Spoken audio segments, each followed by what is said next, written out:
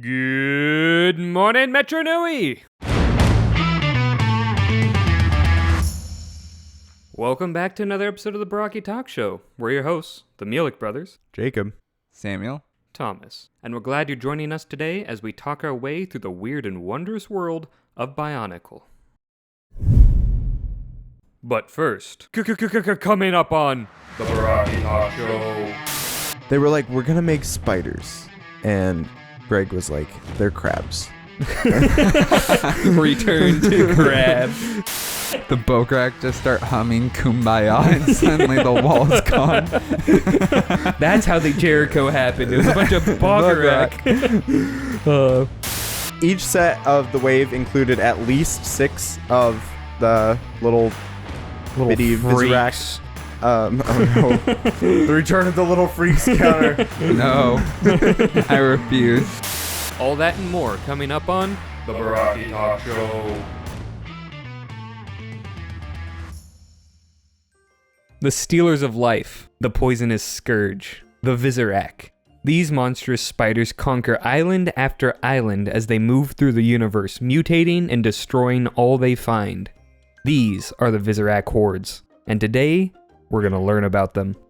So, what are the Visorak? Samuel, tell us. Visorak? Visorak? Visorak? Visorak. Yes. You said tell you, so I told you. Oh. Visorak. You got me. You're so smart. Voparak? The Visorak. What are the Visorak? The Visorak are Rahi. They're pretty intelligent. Uh-huh. They are spider-like. And I like to think that they're pretty and intelligent, but that's just me. Aw, that's sweet. I don't even know how to respond to that. You don't have to. Let's keep this thing rolling. Anyway, yes, they're spider-like. They like to create webs and cocoon things and eat things, and they have weird little gear-mouthy teeth. Or is that only in the movie? It's unclear. Okay. It's never described in the book, so I'm assuming that's a movie-only thing. I know that there are a lot of different types of Visorak beyond just like what would be the normal 6 prefixes, right? And they all have different powers. Their Rotuka spinners have different powers. Do any of them naturally, like... Yes, they have natural abilities, Okay. and they have alternate Rotukas. Oh, interesting. Yes. Okay. So, they're So stacked. those are the ones I can't tell you. I can basically tell you nothing except... Is it the Kagarak? Is that what it's Kagarak. called? Kagarak? Actually, look up the pronunciation, because you... Is that the one with that we talked about that can open the gate, yeah. portal to The Shadow Realm. the Shadow Realm? Sorry. Yeah. The Zone of Darkness is what it's legally called. It is pronounced Kagarak. Kagarak. Kagarak. Ugh. Kagarak, that's what I'm calling them. Kagarak. Anyway, so that's the only one I know that has, like, the only power I know. Okay. Cool. Well, then this will be fun. Now, are we ready to jump into the lore? Wait, are you telling me the only Visorak you know is Kagarak? No, That's the only power. That's he the only knows. one I know. the the only power. power you know. Yeah. That's I funny because know it's not even the- one of the standard 6. Yeah. I know the Kalarak, as we The green ones. we were talking about, because I was saying it's so funny that it's the key rock. The Vaki is the key rock, and then the Visorak is the key the rock. Sorry, key It's the phonetically spelled Keeler Rock. Yeah, it's could be Rak, R-A-K, but it should be Keelarak based off of the key rock. But instead it's actually supposedly pronounced K-La-Rock. Words are pronounced differently if you're a spider. K-La-Rack. If Man, that is so confusing. So true. Oh, I don't like it. Just it's green, Samuel, which means we can pronounce it however we want. Lematorin. Yeah, exactly. So, before we get too deep into the episode, we want to let you know that if you have questions, feel free to send them in with the comments. Do like #AskBonkle. And we will answer your questions on a special episode. Yeah. And it can be about Bionicle, or it can be about... Feel free to do lore, sets. If you want to ask about like a specific character theme, any specific like details, even like we've looked at like MOCs, you know, how you might look into building your own MOCs or designing your own characters, anything in that realm, we'd be happy to answer. We have a lot of general knowledge and all information of that. about accessing Bionicle content, like how to use BioMedia, Biosector, the Great Archives, interesting YouTube channels. Like I know of one, the Barraki talk show. Those guys, they're lame. Don't go to them. No, yeah, but don't hesitate to ask us, because we may occasionally answer. Yeah, seriously, if you want to submit a question, you can put it in the comments of the videos. And like Thomas said, just do like, just preface it with like a hashtag question or, you know, whatever. Or you can email us and just ask us directly and say, hey, can you put this in the video? Or use that in your subject line, put the hashtag question or whatever. However you feel like you can communicate with us, please do. And we'll do our best to gather it all together. Yeah. Remember, we take carrier pigeons and smoke signals. No. We and take Pony Express. Venom flyers. We take venom flyers. Yeah. Yes. All right. Send us a venom flyer, or, you know, teleport here with the Mask of Dimensional Gateways and just tell us in person. Yeah. Yep. That's true. Okay. So, I'm going to start off with the basic characteristics of the Visorak. And the first one that I think doesn't come to mind, especially if you only watch the movie, is that the Visorak are intelligent. And by intelligent, I mean like probably smarter than you, dear viewer, because they can understand Motoric. Let me be clear. This isn't an underestimation. Like, this isn't to put you down. You're not stupid. You're 125. That's above average IQ. Our viewers are at least 130. They're listening to us after all. That's a good point. But sometimes they listen to Spencer and Clay, so that good point. That does bring it down a little bit. Single-handedly drops your IQ. Yeah. But like not the Keelorak. You got me saying Keelorak forever. They're all Keelorak now. Visorak are able to understand Motoric. Like if they try, they can learn the language. And when they were created, they invented their own language. Like they just made up the Visorak language out of scratch, which is really impressive. That's actually really impressive. Yeah. So they also can understand advanced tactics, hierarchies, and orders. Whatever, you can do complex maneuvers and stuff with them. And they know like where loyalties lie, how like traitors shouldn't be respected, like complex ideals of like how to form a society.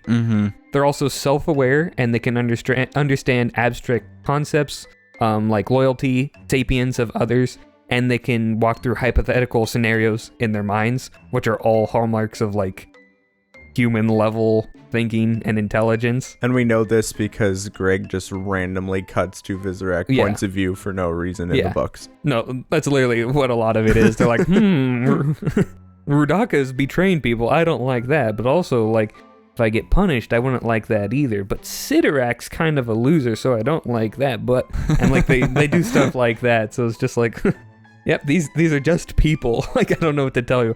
And also, a lot of them have like thousands or tens of thousands of years of experience, so that also is a major factor in like, yeah, these guys are really skilled and intelligent.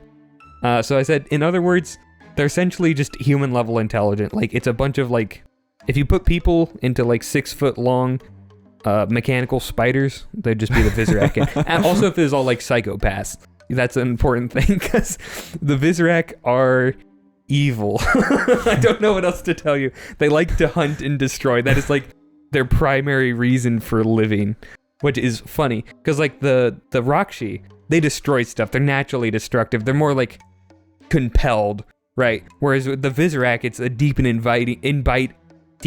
and abiding want. Like they just want to. They love it. They can't get enough of it. The Rakshi, it's a byproduct of who they are, whereas the Visorak, it is a core tenet of their being. Yeah. So like the Rakshi are destructive because they're part of the essence of an evil Makuta, right?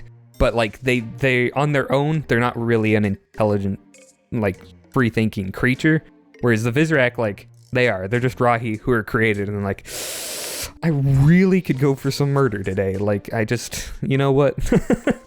So, it's interesting, I find. Also, other abilities they can spin webs any size and catch Rahi just like flies. Visorak, man. So we're not doing a parody of that one. But their webs are super strong, and when they're fresh, it's stated to be like cutting through iron. So think like Shelodd's webs from Lord of the Rings. Pretty similar to that level of durability. Like, vine-like too. Mm-hmm. They don't look like webs really. They look more like vines. Yeah. Not to be confused with the video sharing site Vine. Right. Yeah. Although maybe they last 7 seconds also, which would be the connection. No, they can last a pretty long time. But the older they get, the more brittle they become until they just disintegrate. So if the Visorak want to keep infrastructure, they have to keep laying down new webs. What? I mean, he's not entirely wrong. True. That's true. You got me there. So they use these webs when they set up on a new island for a few different things. First is a means of traversal, right? So like you can go from high rise to high rise without having to climb up and down a building. They use them to communicate like real spiders. So like they can tap it and send messages through the web to all connected webs to communicate. And they also hang their cocoons from it. So like if they capture something and it's stuck in the web, they then cocoon it and then hang the cocoon from the web. So it serves a lot of purposes. And they can also make buildings out of them. So like partially, like they can use it to like glue and get buildings together, or they can make small structures purely out of webs. Like in one of the books, there's an entire bridge made purely of Visorak webs, which I'm like, wow, that's really cool. Because yeah, if you do have like 1,000 spiders on an island, it's like, yeah, let's make a bridge. Why not? That's pretty cool. Yeah, I was like, that's a neat thing to do. Why did they only have 4 legs? Bionicle and taxonomy have a very non-existent relationship. It doesn't exist. They were like, we're going to make spiders. And Greg was like, they're crabs. Return to crab. Crabs always win. The Bionicle and its relationship to crab, the Venn diagram is just a circle. Don't crabs have 6 legs? Shut up. Do they? Yeah, they totally do. I thought they also have to have claws too, or like pinchers at least. Yeah, 6 legs and pinchers. So 4 legs and mandibles is what you were deeming close enough to a crab? Yes. Can we have any biologists fact check this, please? Please, no. What are you looking at? I googled crab legs. You're so stupid. And now I'm hungry. Crab. Yes, crabs 100% have 6 legs. Okay, crabs have 8 legs actually, but usually the back 2 are considerably smaller. So it looks, if you were just to look at them from the front, it would look like they have their claws, pinchers. Right, their pinchers, and then their 6 legs, and then 2 that usually curl back behind. So what you're saying is 8, they are spiders. That's what I'm crabs saying. Are spiders. Crabs are spiders. You heard it here first, folks. Interesting. Strike that from the record. The biologists are gonna get us. The last time they had a set about crabs, they had 0 legs. So this is a massive step up. The mantis crabs, 0 legs. That's a good point. He makes a good point. Anyway, moving back to the Visorak's powers, they all have Rotuka spinners. And these spinners can either launch a paralysis spinner, or it can launch a breed-specific spinner. So there are 7 breeds of Visorak, and each of them have their own unique spinner. Additionally, they can use Hordika venom, which is just the thing they naturally generate from their mandibles. And so when they are wrapping people up, they can mutate them with the Hordika venom, which is how the Toho Hordika get all mutated. Or they can dilute the dose and just make the target permanently sleep inside of a cocoon.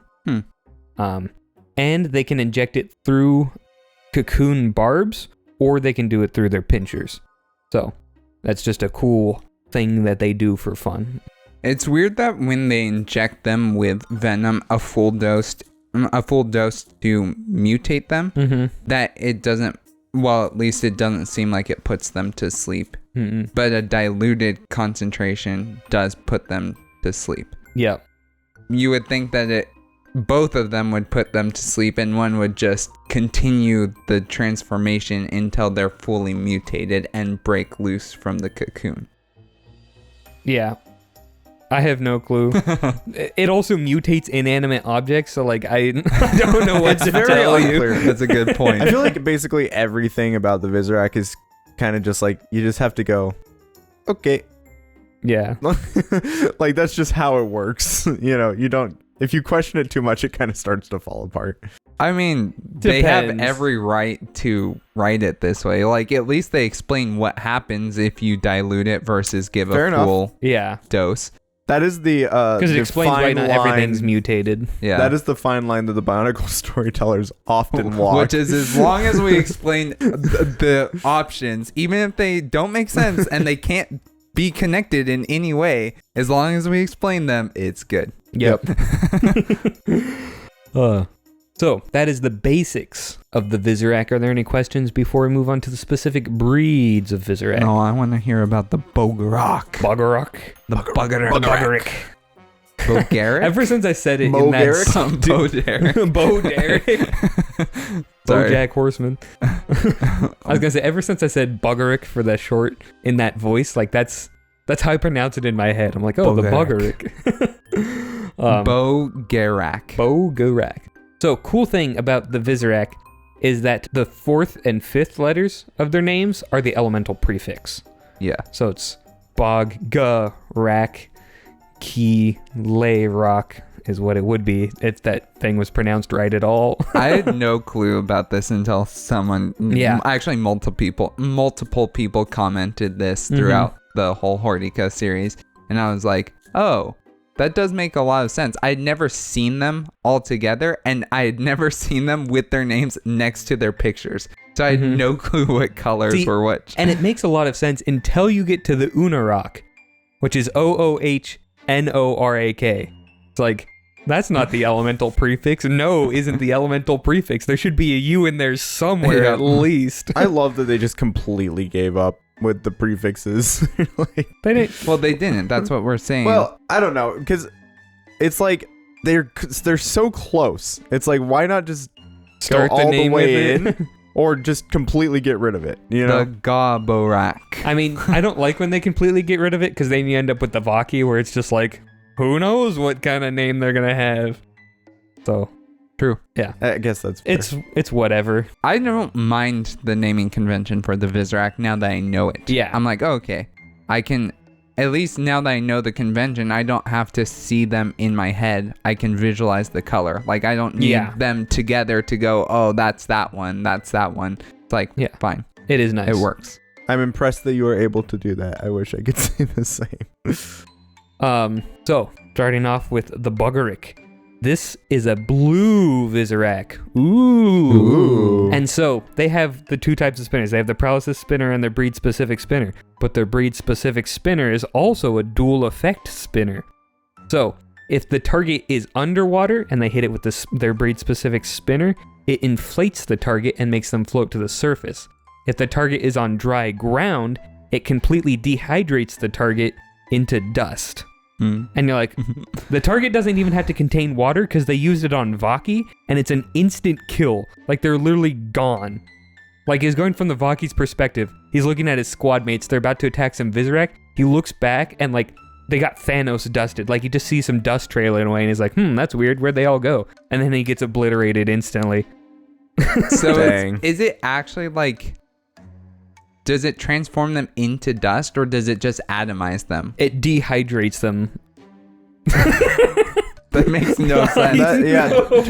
Dehydrating something doesn't turn it into dust. I know. I'm like, I don't. Also, think how that much makes sense of a biomechanical being is even water? That's what I'm saying. Like, it. I don't know. Maybe everyone. Oh, it rusts them. No. That would be an oxidization spinner. Yeah, that's true. I Which like would to think actually be really cool. That would be cool. Everything. Imagine just a clump of biological parts just dropping on the ground. Wait, maybe we figured it out. Ew. Dehydrating instantly dusts a being in the Bionicle universe. All the beings are made of protodermis. Therefore, protodermis is water. Whoa. I mean, they do say that water is necessary for life, right? They also say and the Vaki are alive. And protodermis in And its most protodermis- basic form is liquid protodermis, which is basically just water. I don't think that's its most basic form. But that's how they always just refine liquid protodermis. Yeah. It's definitely the most abundant form. You're the most basic form of human intelligence. He's mad because I'm making a Jacob's not one point. of our viewers, so his IQ's not Yeah, above no. 130. He's mad because I'm making a point. No, Jacob did have a good point. I can't refute it. Anyway, so that's what their spinner does. And the cool thing, one of the cool things... Wait, I had one more question before we go on. Yes. How does it know whether you're underwater or like standing on land? Very intelligent spinner. It's one. It's like one of our viewers. It's very intelligent. That spinner has its own I feel like IQ. there is actually like a weird implication that the Rotuka spinners like have some sort of very limited like Intelligence. I really hesitate to say the word intelligence because that's not exactly what it is, but like awareness almost. You know, because they can. No, you don't think so? No. Maybe it's They're solely... purely an extension of the being. Can it, Thomas?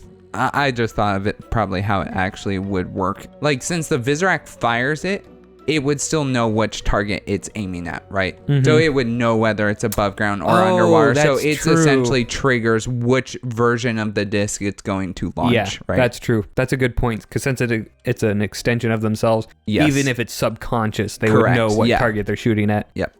So you're telling me if they think if they're incorrect about where a target's standing, it would just like blow them up like a balloon, like Aunt Marge. That would be actually kind of crazy. Like a kind of a cool, just little story Mm-hmm. to write just about A tricking, guy- like a Toa or someone specifically tricking the Bogarak into firing the wrong disc just to see like if he can He completely needed cause balloons mayhem. for a Matoran's naming day, and he's like, I don't have any helium. I got to get these filled up somehow. So he finds a Bogarak, and he's like, hey boy, I'm splashing around over here. Then it shoots and it inflates the balloon. And he's like, got it. There you go. That's the story. Run with it. So one other thing that they can do. This isn't their breed specific power. This is just something that they can do. They can skate on water like how water gliders do, like the bugs. The skimmers. Mhm. Yeah. Which I'm like, that's actually really cool. Like imagine like a group of like 6 Bogarak just like coming at you, like doing the side to side motion towards you over the waves. Like that's a sick concept. That is actually super I wish we could have cool. seen I like could an totally animation of see them or that, something, right? yeah. And the real power, the breed specific power they have is that they can transmute solid matter while they are humming. So in a short radius, if they start humming, it can turn into like just a gas. Yeah. And it's like, that's a crazy ability to have. I distinctly remember the imagery from the short for Yeah. that one. Yeah. So, but it only lasts as long as they are humming. As soon as they stop, it resolidifies back into its original shape. But this is a crazy ability because, like, say someone's behind a wall, you're just like, and then the walls disappear and you just instantly obliterate them with your dehydration spinner. The Bogarak just start humming Kumbaya and suddenly the wall's gone. That's how the Jericho happened. It was a bunch of Bogarak. So You gotta put that clip at the beginning. The other interesting thing about Bogarak is that they made up Rudaka's personal guard and were the most devoted to her specifically. Because, and it says this on Biosector, they could sense Sidorak's weakness. I'm like, that's pretty funny. But also, we do see that in the movie. Like, those are the ones that she orders to jump off the Colosseum. Yeah. So, I thought that was cool. And for their little events, they were the ones to capture Vakama Hordika. Given all their powers that they have, I'm surprised that they didn't kill him. Like, one wrong spinner and he's toast. So, now we move on to, how do you pronounce them? Kailarak? Kailarak. So these guys are green. And they have acid spinners that, like the Levok, can destroy even Protosteel. I don't know what it is with Bionicle and acid, but it does not get along with Protosteel at all. No, it does not. Yeah, because they're always like, gotta differentiate it from fire, gotta differentiate it from fire. Oh, it can eat through like proto steel, genius. But then on this one, there's not a fire-based Visorak, so acid still has that stuff, and it's just like, sure, I guess. So another feature of the Keelorak is they don't actually have a breed-specific power, which is weird. All the others do, but they don't. I like to think that the Bogorak stole their breed-specific power and then just gaslit them. They're like, no, you never had one to begin with.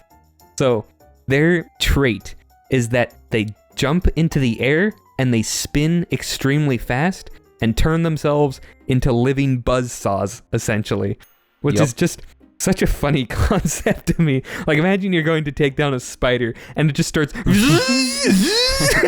chopping off your fingers. Like, imagine a spider with RPMs in the hundreds. It's like, what is going on? But also, like, they don't have supernatural jumping abilities. So it's just as far as one Visorak can jump in the air, that's how long they're buzzsawing for. It's just such a bizarre thing to add. I wish we had seen it in the movies. That sounds like something that would be in the movie. Right? Yeah. It was just very funny. They are also the most scheming group of Visorak, and some were planning to overthrow Sidorak and install a Keelorak as leader of the Horde. Sorry, I'm just picturing that. I know. I'm like, that'd be pretty funny. That would be pretty funny. Imagine it like just a Visorak who was just like lifting up like the spears, like, yeah, go get him, guys, hoorah. Although he'd probably be a better leader than Sidorak. Maybe. Just saying. I know you're a big Sidorak fan. But I'm not like a huge Sidorak fan. I'm just a Keelorak hater. Why do you hate Keelorak? They have the only named Visorak in the series. Kolarok. There's the only named Visorak in the whole series is a Keelorak named Kolarok. Yep. Kolarok. Kolarok. Kollarak, I think. Kolarok. Wow. Yeah. And real creative, Greg. It's because that's what Sidorak calls one of them in the movie, and some people think it's a mispronunciation, but then they just canonize it. They're like, no, that's Visorak's name. That Keelorak's name is Kolarok. So I'm like, okay, I guess that's fine. That's very interesting because that means, or at least it implies that every Visorak has a name. I know, that's the Are weird they all part. Just like tiny variations on their specific breed? My name's Boggerad. Bogger Chad. Bogger Chad. Wow, we're back to that joke again.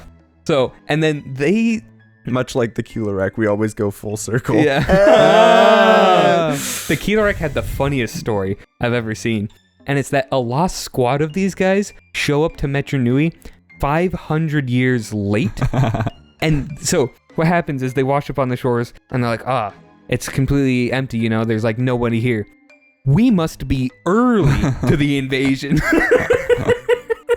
Why is this a piece of lore?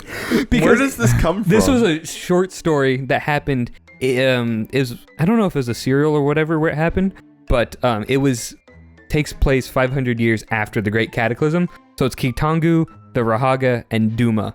And so they're just all sitting there chilling at nighttime, thinking about stuff. And then Kitangu bolts alert, jumps off a building and starts heading for the docks. Like, what the heck is going on? And it's like a squad of Keelorak coming to invade the city, and they're like, what is going on? They're just so confused. And then Kitangu basically solos the whole thing, although Duma and the Rahaga help out a little bit, and then they all get defeated. That's the whole story. What? It reminds me of that time that the Russians showed up late to the Olympics because they were using the wrong calendar. You guys should look that up. Yeah, it's that very sounds interesting. Hilarious. Anyway, so that was they're one of my favorite breeds. They have no special abilities. They're just a bunch of punky, rambunctious weirdos. Whoa. Buzzsaw is a special ability, okay? But any Visorak can do that. Shh. They're just they don't. Specially trained. Yeah. So that's the end of the Keelorak or Kolarok or whatever.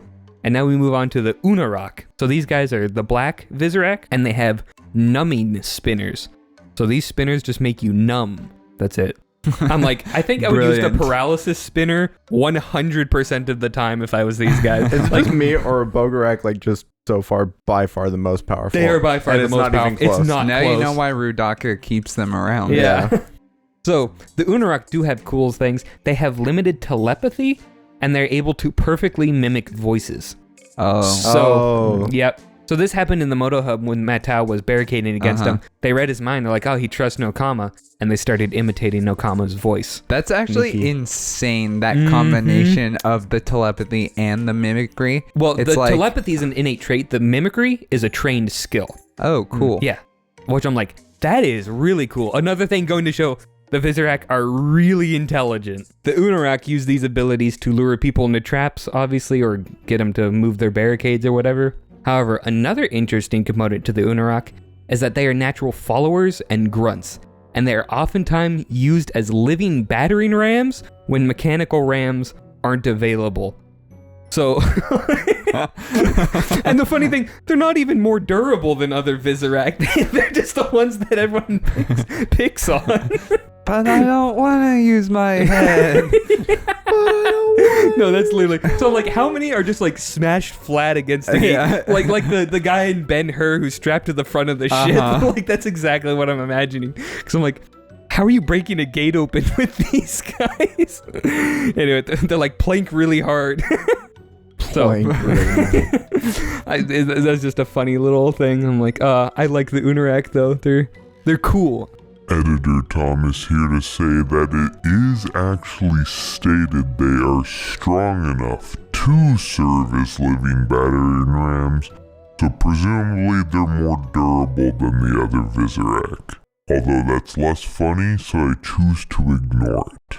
Wait, so I have a question going back to the mimicking voices. You said it's it's a trained skill. So does that mean that older or more knowledgeable Visorak teach younger Visorak how to use this skill, how to build it up? Because is it trained just like you practice on your own sort of thing, or is it trained as in there are already people good at it and they'll help you get better?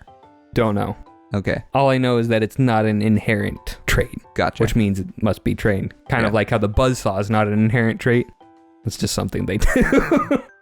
So, I don't even know if there's young or old Visorak. I would assume Visorak are constantly being created, but it's also said that like a lot of them have many years of experience and have been on hundreds of conquests. So it's like they could have all just been created at one time in a large horde, and there's no replacements. Yeah. So, I don't know. There's not enough I guess information. they don't have to be young and old. They can just be one of these guys has practiced it for 10,000 years and the other one hasn't and now wants to learn. Yeah. Right. Or maybe they're so good it only takes them like 2 months to learn how to do it, and they don't advance the skill ceiling. They're like, this works perfectly as is.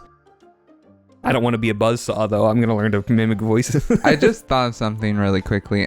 I'll make this brief, but like, since they have telepathy, can they read each other's minds? I don't know. Because I wonder if that's kind of how they learned this skill, or how they learn this skill is it's not explicitly Ooh, taught that would to be them. cool. They read the minds of the people, the Visorak who are already good at it or Mhm. learning how to do it. And so they pick up little tips and tricks, and that is what helps them build the skill. That would be cool. That's a good idea. Yeah, I like that. Anyway, And also, that would be cool if they're the most put upon and like looked down on type of Visorak, because like the leaders know like these could be the most busted guys we have. Yeah. Let's put them in their place. yeah, Which would be interesting. they keep them down. Over their telepathy is stated to be very limited, like it's just like surface level thoughts and emotions and whatever. Yeah. So I don't know how deep it goes. But moving on to Roparak. These are brown and they have a power disruption spinner. So this, like, if it hits a living being, all energy signals in their body are disrupted and essentially just shuts you down. How different this is from just a paralysis spinner either is kind of up to debate. I guess it's how long you're out for. But these spinners have another application that's really cool, and it works on all forms of energy. So if there's open fire, they can shoot the spinner at it and it'll make the fire go out. I'm like, that's really cool. Also imagine shooting at like Makuta or whatever and disrupt his energy. Yeah. I'm like, this is a really interesting spinner to have. And it's also the furthest flying spinner. And so when paired with their extreme chameleon powers, these guys end up being like spies and snipers, right? It's like, this guy is flying. Let me just aim. He can't see me. Then blam, it goes however many miles and shuts down something. I'm like, that's a really cool niche to have for the Visorak. And they don't really have any specific personality or whatever. And that's the Roporak. Everyone cool with that? Yep. Excellent. Now we come to the Sukarak, who are my personal favorite looking Visorak. These are the white ones, right? Yep. Oh yeah, these are the coolest for sure. I don't know what it is about I them. think the color scheme just works particularly well again. Yeah. So they have energy cage spinners, which when they hit someone, they create like an energy cage around them that shrinks over time. However, if the target is moving, the cage moves along with them until it shrinks and they can't escape it at all. So it's just like a timer to when you're getting shocked, but still allows almost total freedom of mobility, which I'm like, that's really strange ability to have. Yeah. But the thing that kind of clinched it for me is they fight a lot of flying Rahi. So if you hit them with the electric spinner, they'll be caged and they'll probably look for a place to land first, so they don't just straight up drop out of the sky. That makes sense. Which I'm like, okay, that makes a lot of sense with how they would work. So I like it for that. They also have innate cold resistance, and they can play dead by slowing down their life processes to appear dead, classic movie stuff. And they like to hunt up high, which is why they have, or it's either why they have the cold resistance or they do it because they have the cold resistance. Mm-hmm. So, yep, that's what the Sukarak do. Any questions about the Sukarak? Excellent. We're schmoving through these. I like the Sukarak. I think they're cool. Yeah, I really like the Sukarak. Now, we move on to the Votarak, and these are the red ones. And they have the spinner of pain. So, it's just the Cruciatus curse. yeah, if you are hit by the spinner of pain, you get agony so intense that the target cannot focus on literally anything. Like, it's, in Justice League Unlimited, when Darkseid hits Superman with the agony matrix, it's just that. It's like, you're down for the count. So, it's just a funny spinner to have, because I'm like, again, just use the paralysis spinner if the end goal is they're not moving. Yeah. But, like, also if you want to just be an evil jerkwad, this is the spinner for you, my dear friend. Actually, if you want this, you're not my friend.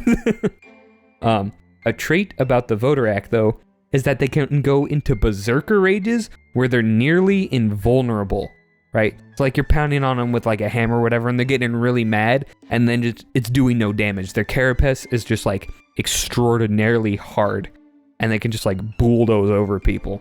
So I'm like, that's actually a cool trait to have. Like, get a few of them really mad and just throw them on the front line. Like, what are you gonna do? And I was also like, why don't you use them as the battering rams? That's exactly what I was about to say. I know. It bugged me because I'm like, it's sitting right there, the perfect battering ram, and you're just not taking it. It's like, I really hate these Unarak. I feel like they'd be so effective because if you just grabbed one that wasn't mad and smashed it up against the door, it started getting mad. Yep. And then the madder it got, the harder it get. What you do is you get one Votarak to shoot another Votarak with the spinner of pain, and it's going to be really mad at you. It's an instant activation. I don't know why I'm snapping so much this episode.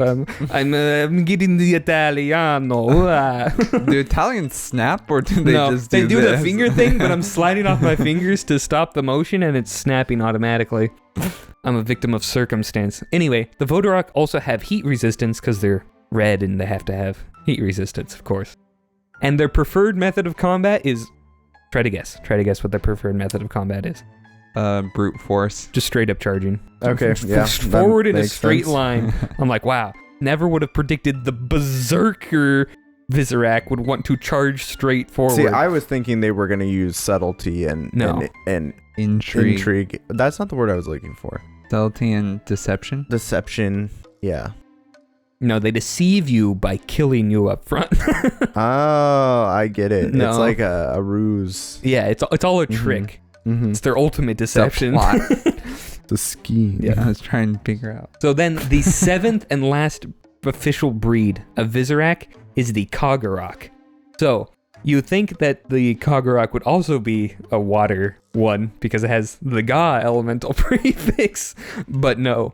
Onu gets 0 elemental prefixes, Ga gets 2, which again goes to show that water was clearly the favorite because Kagurok got like a billion different abilities, are the most loyal to Rudaka personal guards, and they get another Ga one, but... And yet we don't get to see them swim. That's true. I know, mean, it's very sad. I In feel one of the comics, slighted, you see really. them on a beach, but then they get obliterated by lightning, so that's as close as we get. I would have liked to see it so much. Anyway, the Kagurok are a little different than normal Visorak. So they're a special breed, and they come in a variety of colors and sizes. So they can go from like 6 to 12 feet tall and like from 5 to like 10 feet long, like, or one of those things. So that's why all the big Visorak you see, those are Kagurok. Okay. So like when Rudaka's riding into the Colosseum, that's on a Kagurok because it's a particularly large ones. The ones in the Visorak battle rams are Kagurok because they're, or pooling them or whatever because they're ginormous. Yeah. So stuff like that. And they don't have a default paralysis spinner. And they don't have Hordika venom. It's like, oh wow, this seems like they're kind of getting nerfed or at least traded off. Don't worry. But it's like, no, because they have the Zone of Darkness spinner that sends anything it hits to the Shadow Realm. So, and it does not matter the size. If it's one entity or touching another entity, it's gone. Just teleport it in. And there's only 2 ways to get out of the Zone of Darkness. 1 is to have a Kagurok open up another portal. 2 is to have the Mask of Dimensional Gates, of which there are only 2 in existence. And I'm telling you this, you are not getting your hands on a Mask of Dimensional Gates. Yeah, because we know the only person that has one. Well, we know both people that have one. So the Kagurok are used mostly to handle large targets, or really annoying targets, because it's just like, you're done. If you get hit by it and you're not part of the Visorak team where they know where to pull you out, it's over. You just lose. And it's super scary. Okay, so are Kagurok, are they Visorak? They're Visorak. They're just normal They're just Visorak. Yeah. But why can they get so huge? They're a special breed. I've been over this, Jake. But I just don't understand why they could be either like Visorak sized or huge. No clue. Okay. And I assume also that they can change, that like their appearance changes a bit. Yeah, their size can, or their size, their height, and their color can all change. Yeah, but like, does their actual like appearance change at all? Because, well, what do you mean by appearance? You know how like different breeds of the Visorak have different like claws and different like shapes on their like their body design, I would assume right? they would change those as well, because the Kagurok are just combiners of 2 other Visorak, right? Well, yes, the sets. Yeah, the sets are. Mhm. So I'd assume they could have the characteristics of other Visorak. Maybe they're like the Shadow Krata of Visorak, where it's just like, you can be whatever you want to be. Any shape, size, whatever. So yeah, the other thing is in the Zone of Darkness lives the Zivon, and so the Kagurok have sole control on whether the Zivon gets to come out and play or if it stays in the Shadow Realm. Then when they're done with the Zivon, the Kagurok just shoot it and it goes back in to the Shadow Realm. So these are kind of used as like the special forces of Visorak. Why is it called the Zone of Darkness? Because Shadow Realm was already taken. Okay, so it's No, called, I don't know the reason. it's not called the Shadow Realm. No, it's in called the the context Zone of of the Darkness. story. Okay. It is legally called the Zone of Darkness. Does it Full legal name. when you see it, or like when is it Wanua? Wanua goes in, yeah. Okay, so when Wanua gets put in, does it describe in the book what it's like? Is it literally just It's pure black. void? Okay, Yep, it's just, there is a ground you can walk, so that's what I was Yes. wondering. but it's just pure black. And it says when a Kagurok opens a portal on the other side, that they can see the light from super far away. Like they get in, it has some relation to actual space, because when they're in the archives, they get thrown into it as well as another Kagurok, and then they follow the Kagurok all the way to the Tower I remember of us Toa, talking about that. where the portal opens, and they can see that portal opening from quite a bit of ways, and they also just walk straight there. It doesn't mention any sort of terrain, Okay. so it seems to just be a flat plane that maps on somehow to the real world. Which I'm like, that's interesting. I'd like to see more of that. but we don't really because it's just a big old black empty nothing. It's like realm. walking on top of the nether roof. Yeah, kind of is how I'd imagine it. Huh. Yeah.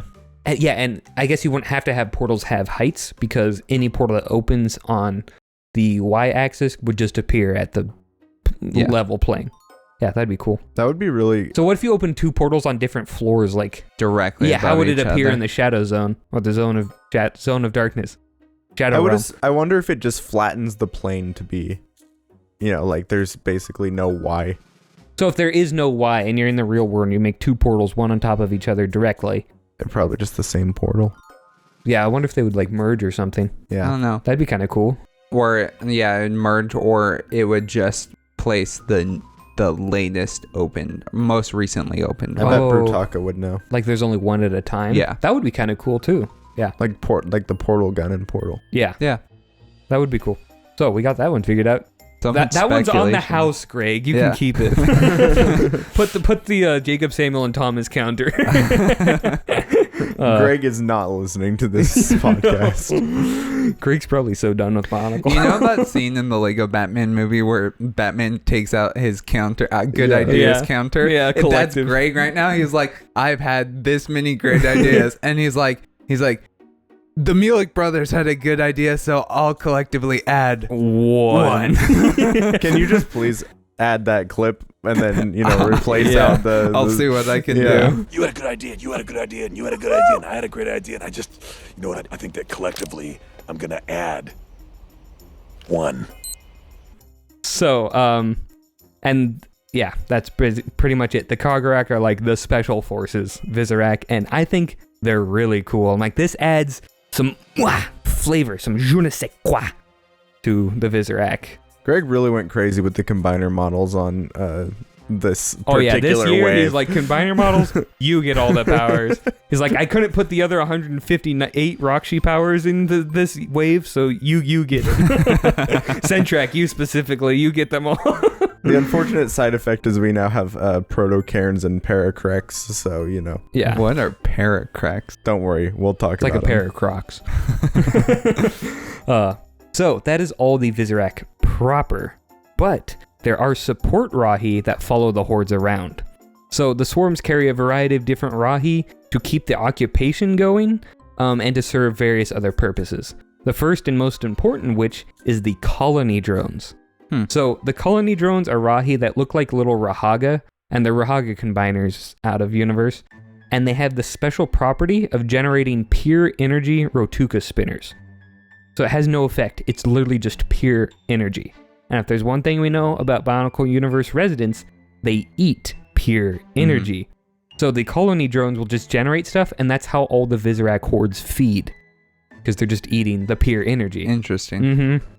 Which I'm like, that's really cool and interesting. Mm-hmm. And it's because of this that swarms of colony drones are carted around with the hordes wherever they go. So they'll just like ship them in to wherever the occupation's happening. And this led to a cool moment because the Rahaga were like, if we kill the drones, that's going to severely weaken the horde because they'll have to go after other Rahi and not cocoon them or find some other source of energy. But then they're like, that would be kind of evil because the colony drones are like captured, like they can't do anything, right? So I thought it was just a cool flavor to the story and adds a nice logistical air to Bionicle that is not present in any other faction at all. The fact that the Visorak essentially have supply lines is kind of crazy. Yeah. Which makes sense because they're a massive army They're that like moves. a full-on army, They just keep moving. So it's like, you need some way to keep them supplied. Yeah. Which, again, like we talked about those little logical, like the things that Greg seems pretty good at is making those logical connections and being like, hey, I feel like they would need this. And that's one that works well. Yeah, I really like that one. Hard agree. And they're just cool sets. I like looking at them. The second of the supporting Rahi is the Gate Guardians. So these showed up in the story. We talked about them. They're invisible. They project a small image of themselves to distract. And they are used on objectives where Kagarak would be deemed overkill. Which I think is really funny because, like, we don't want to banish this guy for all eternity, but we also don't want random Joe Schmo the Keelorak to like lose. Like, we'll just send in Big Larry the Gate Guardian. You're not quite that good, but you're not quite expendable. Go on, Big Larry. Also, unlike the colony drones, they are ugly as sin. Yeah. These guys are so stupid. They kind of look like Mega Starmie, where they just have the sound. Oh, I know. Yeah. We had a picture in one of the Hardika episodes. They're just hideous. Yeah, man. relevant detail. They look like Mega Starmie from the new Pokemon game, where it's just like, give them big old legs. Just give 2 Visorak big old legs. That's going to look great. It's like, no, it does not look great. I will say, it is at least very unique. Never have I would have never dreamed of that. Yeah, I agree with that wholeheartedly. So, then we have Venom Flyers. These are flying Rahi that are related to Visorak. It's not explained how they're related, except that they kind of look like them. But they possess flight negation spinners. So if they hit something in flight, it stops being able to fly. And this works on natural or mechanical flight. So, They could take down an airship. Yeah, they could take down an airship. They could take down Vakama on his jetpack. They could take down a bird. Wait, I want to know. So they basically disrupt the concept of flight. Yes, that's what's weird. I'm like, this actually hits on a conceptual level, which is bizarre. I don't know how many other things in Bionicle even have that. Yeah, because I was going to say, Not a like, lot. in the case of the airships, they're powered by mass or discs of levitation, right? So it's like, if you hit it, couldn't you just, like, if the spinner hit it, couldn't you just hit the ship again with another levitation disc and that would restore it? It's interesting. Or does it completely, like, take away the flight from that entire object for X amount of time? I guess it would be an ongoing effect, because, like, if you hit a bird that's flying and you stop it from being able to flap its wings for 5 seconds, it would just be able to fly again.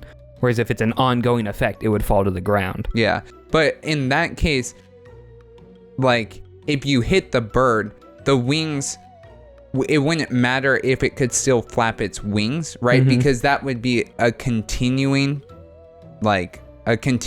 of the motion it was doing when it lost it. Whereas, like, hitting it with an entirely different disc again is adding another power. Yeah, so You know what it'd be I'm saying? like, does it negate one instance of whatever is powering that thing in flight, right? So, like, if it's hit with one disc, does it negate that disc's effect forever? Like, if it hits the wings, does it negate the wings forever? Because then if you hit it with another disc, that's a totally separate instance of flight. Yeah. Or does it negate the concept of flight, or does it negate the type of flight? So, like, does it negate all levitation disc flight? Yeah. So that'd be a thing to answer. Come on, Greg. You haven't answered this. This is vital information. We need to know. Because he was totally thinking about the implications of that when he wrote that one line. Or some random intern wrote that one line in some obscure to be fair, lore I don't know book. how you could write that it works on natural or mechanical and not think of the implications. Like, what does that mean?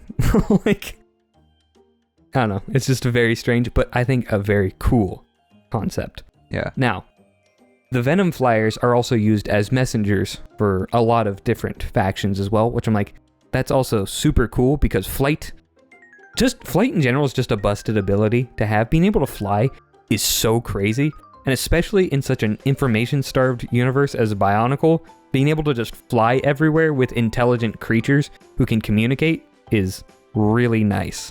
So I'm like, that's a cool thing for the Hordes to have. And the other thing is that they help bring down the Rahi that aren't land-bound, because Visorak can't fly. So, like, normal birds that are too high up, you can't do anything about. The Venom Flyers go take those out, so the normal Visorak can cocoon them. I'm like, that's really cool. I think the Venom Flyers fill an excellent niche that the Horde really needed. Yeah. And then, last but certainly not least, we have the Zivon. Yeah, boy. And this thing is a 35-foot tall beast of destruction. Let me go over some of its traits. It has a super hard carapace. It has mandibles. It has claws. It has a stinger. It has 4 Rotuka spinners, one of which that causes blindness, one that causes deafness, one that causes numbness, and one that causes muteness or dumbness. And its legs can also shoot webbing, and it can spit venom. It's like, that's an insane amount of things to have. Yeah. This thing is stacked to the gills. I'm surprised it can't breathe water, honestly. So the funny thing, its primary motive is to protect its food source. You know what its food source is? Visorak. It eats Visorak. Of course it does. Yep. So this is why it loves working with the Horde, because it knows if it succeeds in whatever its task, it can just eat Visorak, and like there's nothing anyone can really do about it if they ever want to call on it again. So it said after like certain victories, it will eat literally half the entire Horde on that island. That's insane. I'm like, yeah, How? no wonder in the book Sidorak's like, are we gonna use the Zivon? This may seem like overkill, because like, yeah, you're gonna lose a ton of stuff anyway. So I just thought that was super funny. That is pretty funny. And it's always kept in the zone of darkness until they need it, in which case they bring it out. The funny thing is, they're like, it lives in the zone of darkness. They don't know how it just survives or thrives there in the zone of darkness. They're just like, it's there. We bring it out when we need it. We don't wonder. I feel like it must not thrive, because when it comes out, it eats like half of literal thousands and thousands and thousands of Visorak. Yeah. It's hungry. Yeah. I was just like, this is so funny. Interesting thing to note, it can be slowed by fire and smoke, but not defeated by it. So like, it's kind of weak to it, but it's not like a one-shot kill. It's not its kryptonite, right? Yeah. Another thing, back to Rahaga strategizing on how to beat the hordes, Iruni said that they should take out the Kagurok that could banish the Zivon, leaving it to just eat all the Visorak that exist. And I'm like, that's actually a cool idea, because they summon the Zivon. If there's nothing to send it back, no Visorak spinners are really going to be able to do much. But it was vetoed because it's like, this was in Metro Nui. It's like, it'll destroy the entire city as well. You're not going to be able to stop the Zivon if like we can't stop the hordes. I'm like, that's a pretty good idea. Like, how would you stop it? Because it fights the Tatorok and it's winning against the that's Tatorok. true. It's like, what are the Rahaga gonna do? Yeah. So I was like, yeah, that's another thing where it's like, yeah, I can see why they wouldn't do that, understandably. Now I just wanted to kind of start summarizing with the modus operandi of the Horde. So generally, how they work is they follow the Horde commanders to new places and invade in massive numbers. Then they spread webs quickly to facilitate communication and disrupt enemies. Then they target dangerous threats first and eliminate them, like Toa and Vaki. Then they build infrastructure like towers and bridges when the island is mostly secured, so that they have easy access to everywhere they need to go, as well as to bring on kind of like their tertiary things like the colony drones and whatever. Then they capture and cocoon literally every living thing on the island, and some Visorak are left behind to maintain the webs. Then they rinse and repeat. So like when they've left an island, it's all webbed up. Every single living thing is in a cocoon that is in permanent stasis. They will never wake up unless interrupted, which I'm like, wow. That is crazy. And that is why they're called the Stealers of Life, because they just leave a completely empty, still island behind. That sounds awful. So Yeah. what is their motivation for doing that? They heckin' love it. I mean, we explained that. So it's literally just that driving force. They love hunting. Okay. Like, that's why they live. Yeah. It literally says, like, they follow Sidorak and Rudaka, partly out of fear, but mostly because, like, they lead us to good places to hunt, and we get to hunt stuff. Like, it says multiple times, they'll be like, man, I don't like hunting these lame loser, like, archive moles or whatever. Like, Toa, ooh! And then when they paralyzed the Toa the first time, they're like, that wasn't very fun. Like, we just hit them with one shot and they died. They weren't even looking around that much. That's funny. Yeah. So they love the challenge. Yeah, and I just think they're very cool. So moving on to Visorak events. So the Visorak have attempted multiple times to overthrow Rudaka and Sidorak. So like just different coup attempts over the time, but like they get failed because like you're not really gonna overthrow Rudaka super easily. Some even tried to overthrow Makuta himself. Cause like they're servants of the Brotherhood of Makuta, right? They've been conquered. But some of them are like, you know what, let's just take out Pterodax. What's the worst that can happen? They all died. But I'm like, that's good on you, man. Like, You're showing some initiative. Must have been some Keelorak or something. Yeah. They Or, tried to do it 500 years earlier, but they got lost on the way there. Yeah, so then the group of Visorak do the 500 years order. And then after the events of the movie, the Horde was actually completely scattered for a time, but was eventually reformed under the leadership of the Brotherhood of Makuta. Interesting. Yeah. So it's not like a definitive victory at the end of Web of Shadows. It's just like a temporary reprieve for most islands. Those are most of the major events of the Horde itself. Miscellaneous thoughts time. Any miscellaneous thoughts before we go to Chronicler's Corner? No, but I have Chronicler's Corner questions. Well, I think I have one the thing- perfect place for you to do those. One thing that just bugs me about the Visorak from Bugs. spiders. Crabs. Spiders are arachnids, not bugs. Crabs are bugs. I'm just kidding. They're not spiders or crabs. They're, Bugs. yeah, they're bugs.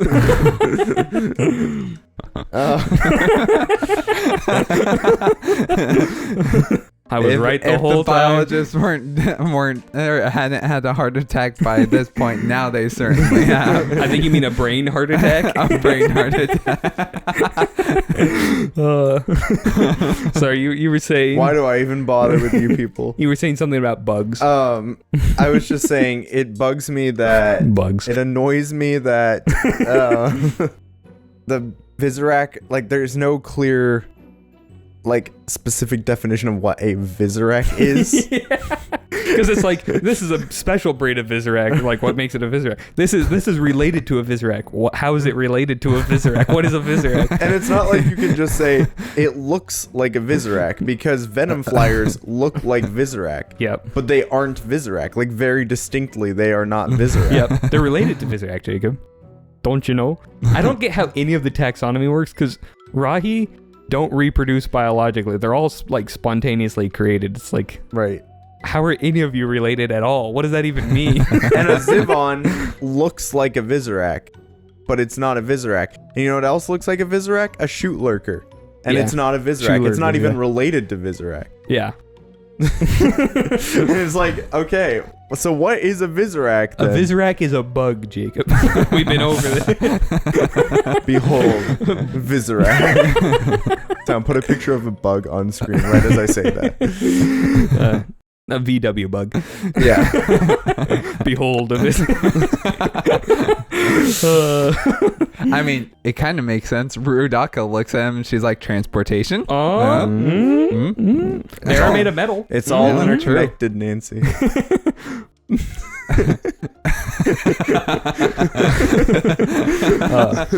So some of my miscellaneous thoughts from my big old brain is that cool thing. Makuta used the Visorak to invade Metru Nui because it keeps the Rahi in stasis, and he was planning on having all the Matoran in stasis. So that means once the Matoran are done cooking in their amnesia chambers, he can essentially restart Metru Nui anytime he wanted, fully under his control.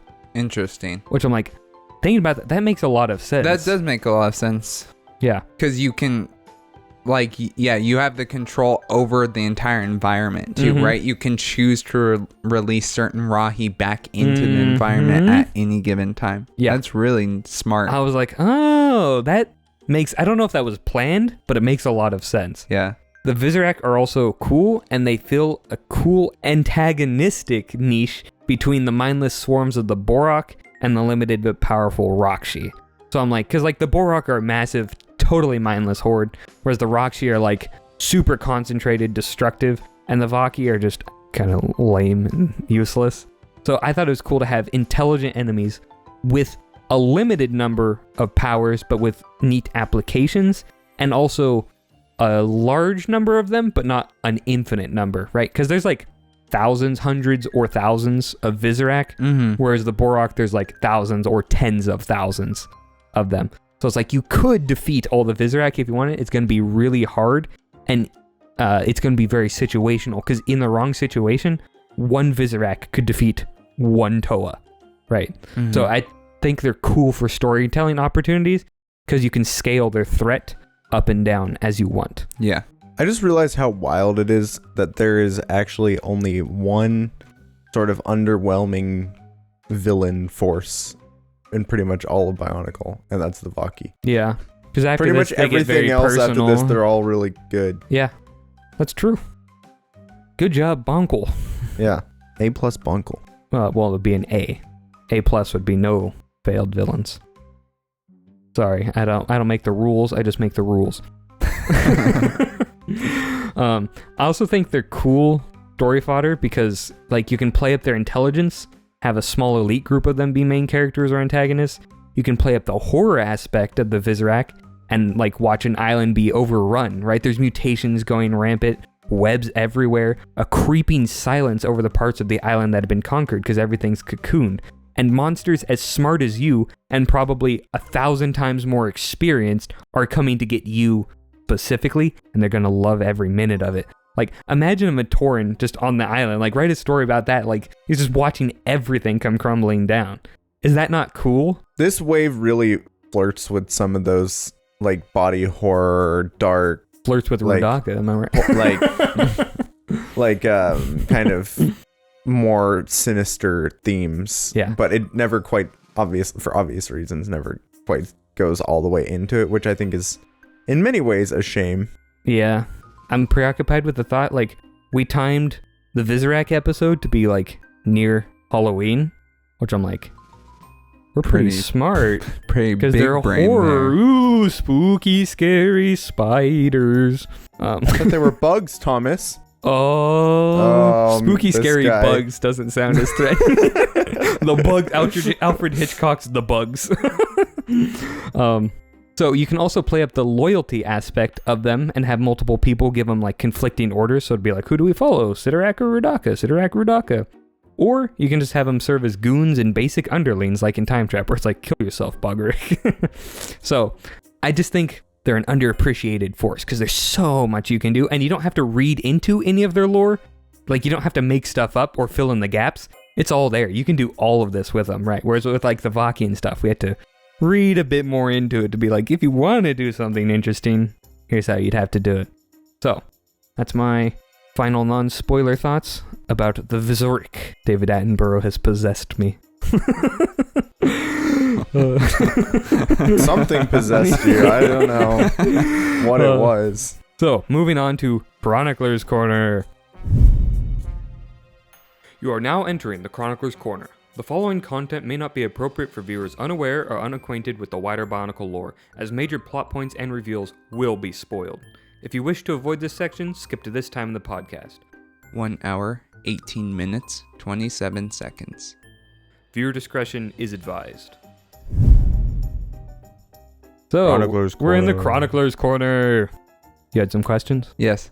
Okay, well, the thing that I was saying that you said to move to here is it would be cool if you did a story where the Visorak take over all the islands inside of the GSR, and then they decide, like, hey, we need more. There's gotta be more, right? And they find their way to Madanui, and then out from Madanui into the wide universe, and they have to figure out how to get off Aqua Magna to spread into the universe at large. The Bogorak starts skating over the surface of Aqua Magna.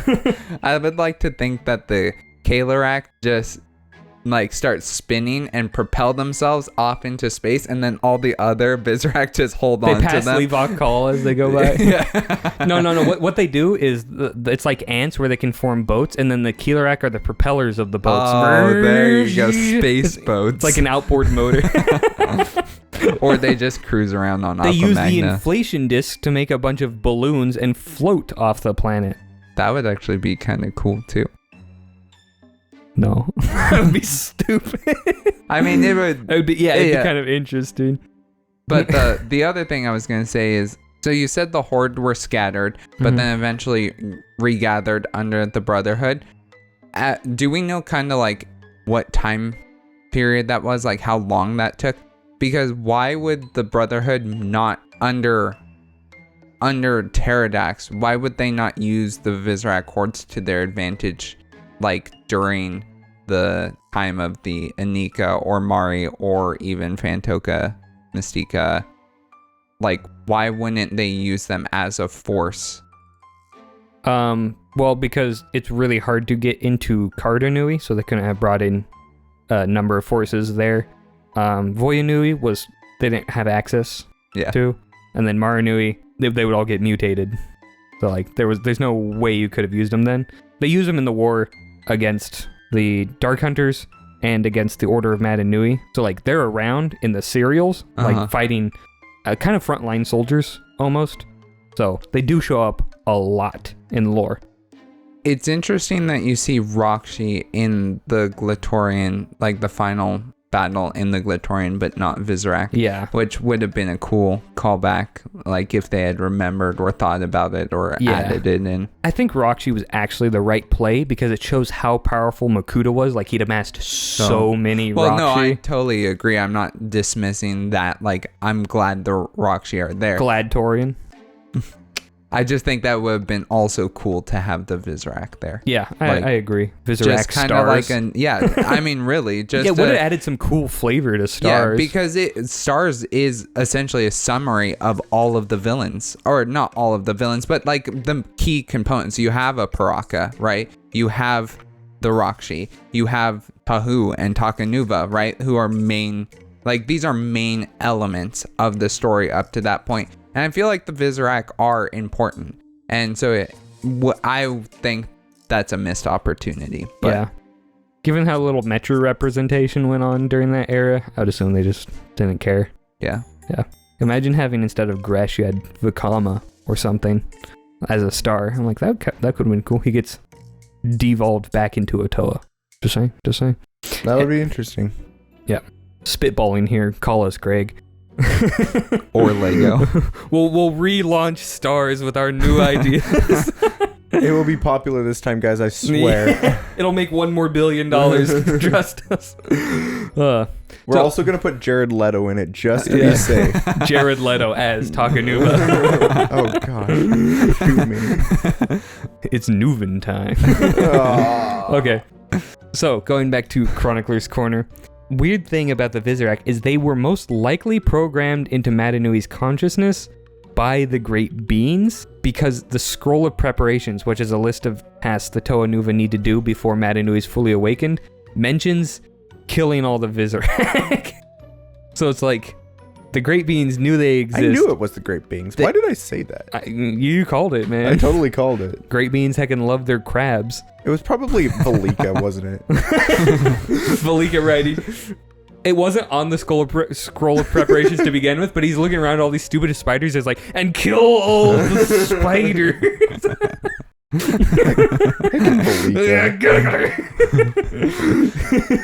Like, it has the smudge marks of like where the pencil snaps at the very end of the sentence.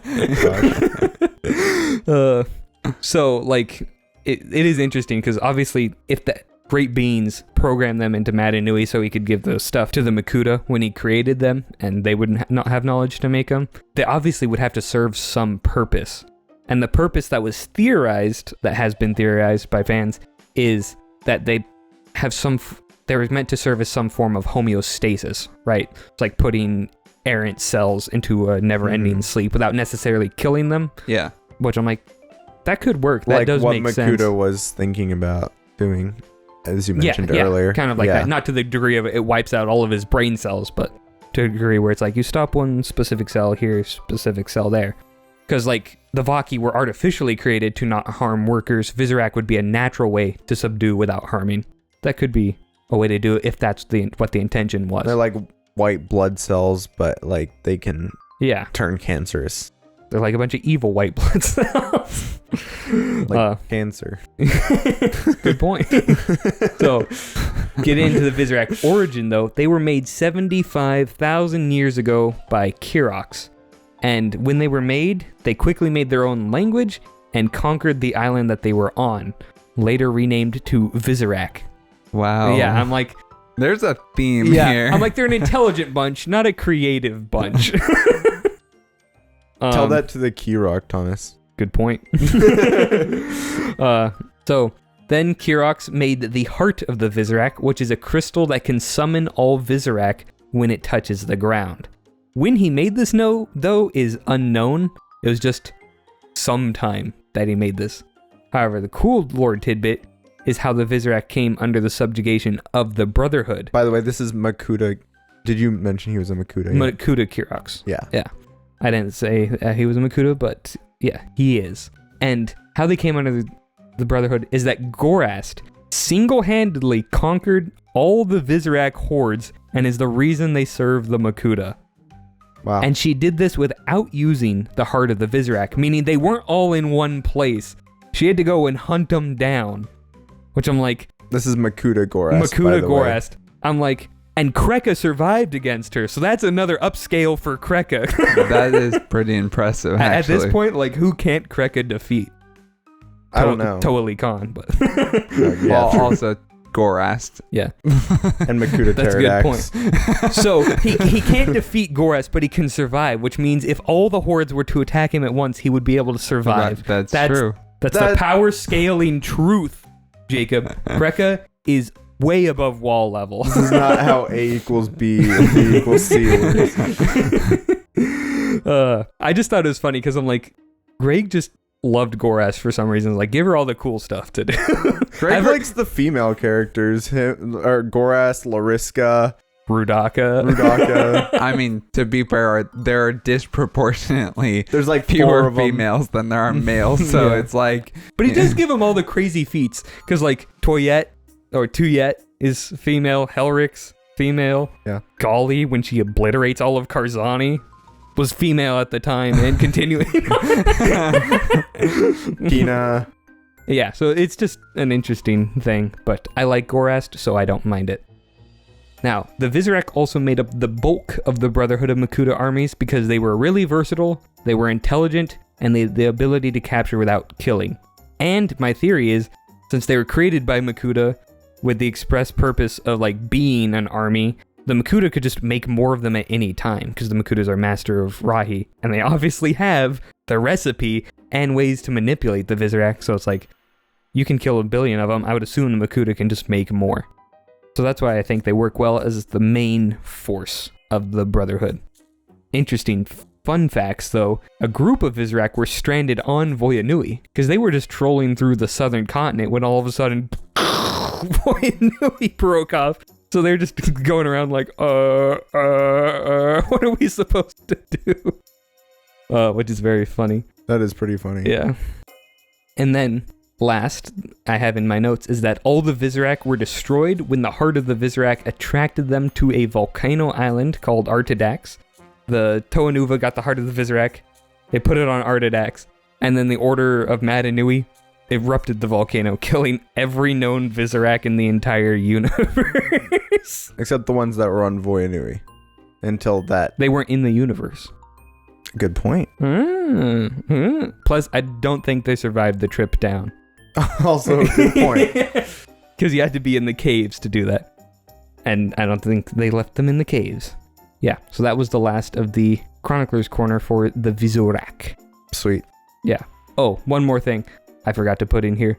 When Pterodax took control of the universe, he just made all the Visorak again. He's like, I need more Visorak. Boom. And so he made a bunch and he repopulated the Visorak to serve as enforcers. So when he went down, Visorak are actually on Spherus Magna, just palling around. So I'm like, huh, that's kind of interesting. Again, imagine being an Order of Madanui member and just being like, seriously, I know. bro? You're like, finally, we got them. It's like, oh no, he's got way more. That's funny. Yeah, so I just thought that was a very funny end to the Visorak. It's like, they're all dead. And they're back. Yeah, so I like the Visorak. But are we good with Chronicler's Corner? Moving on to Technical? Yeah, that's fine with me. Excellent, Nickel. You are now entering the set and technical portion of the podcast. This is where we examine the real-world production and set design of the LEGO Bionicle toy line. Alright, so moving on to the technical section. If there is one thing that the Hortica wave is, it's consistent, I guess, because first off, you got your small sets of the wave, the Rahaga, which are basically identical recolors with different staffs. And then you have the Toa Hortica, which are identical recolors with different masks and staffs. Or, tools. Yeah. And they then did you have staves. Then you have the Visorak, As we know. which are identical builds that are just recolored with with different jaw pieces and head pieces, and that's it. Everything else is the same. Yep.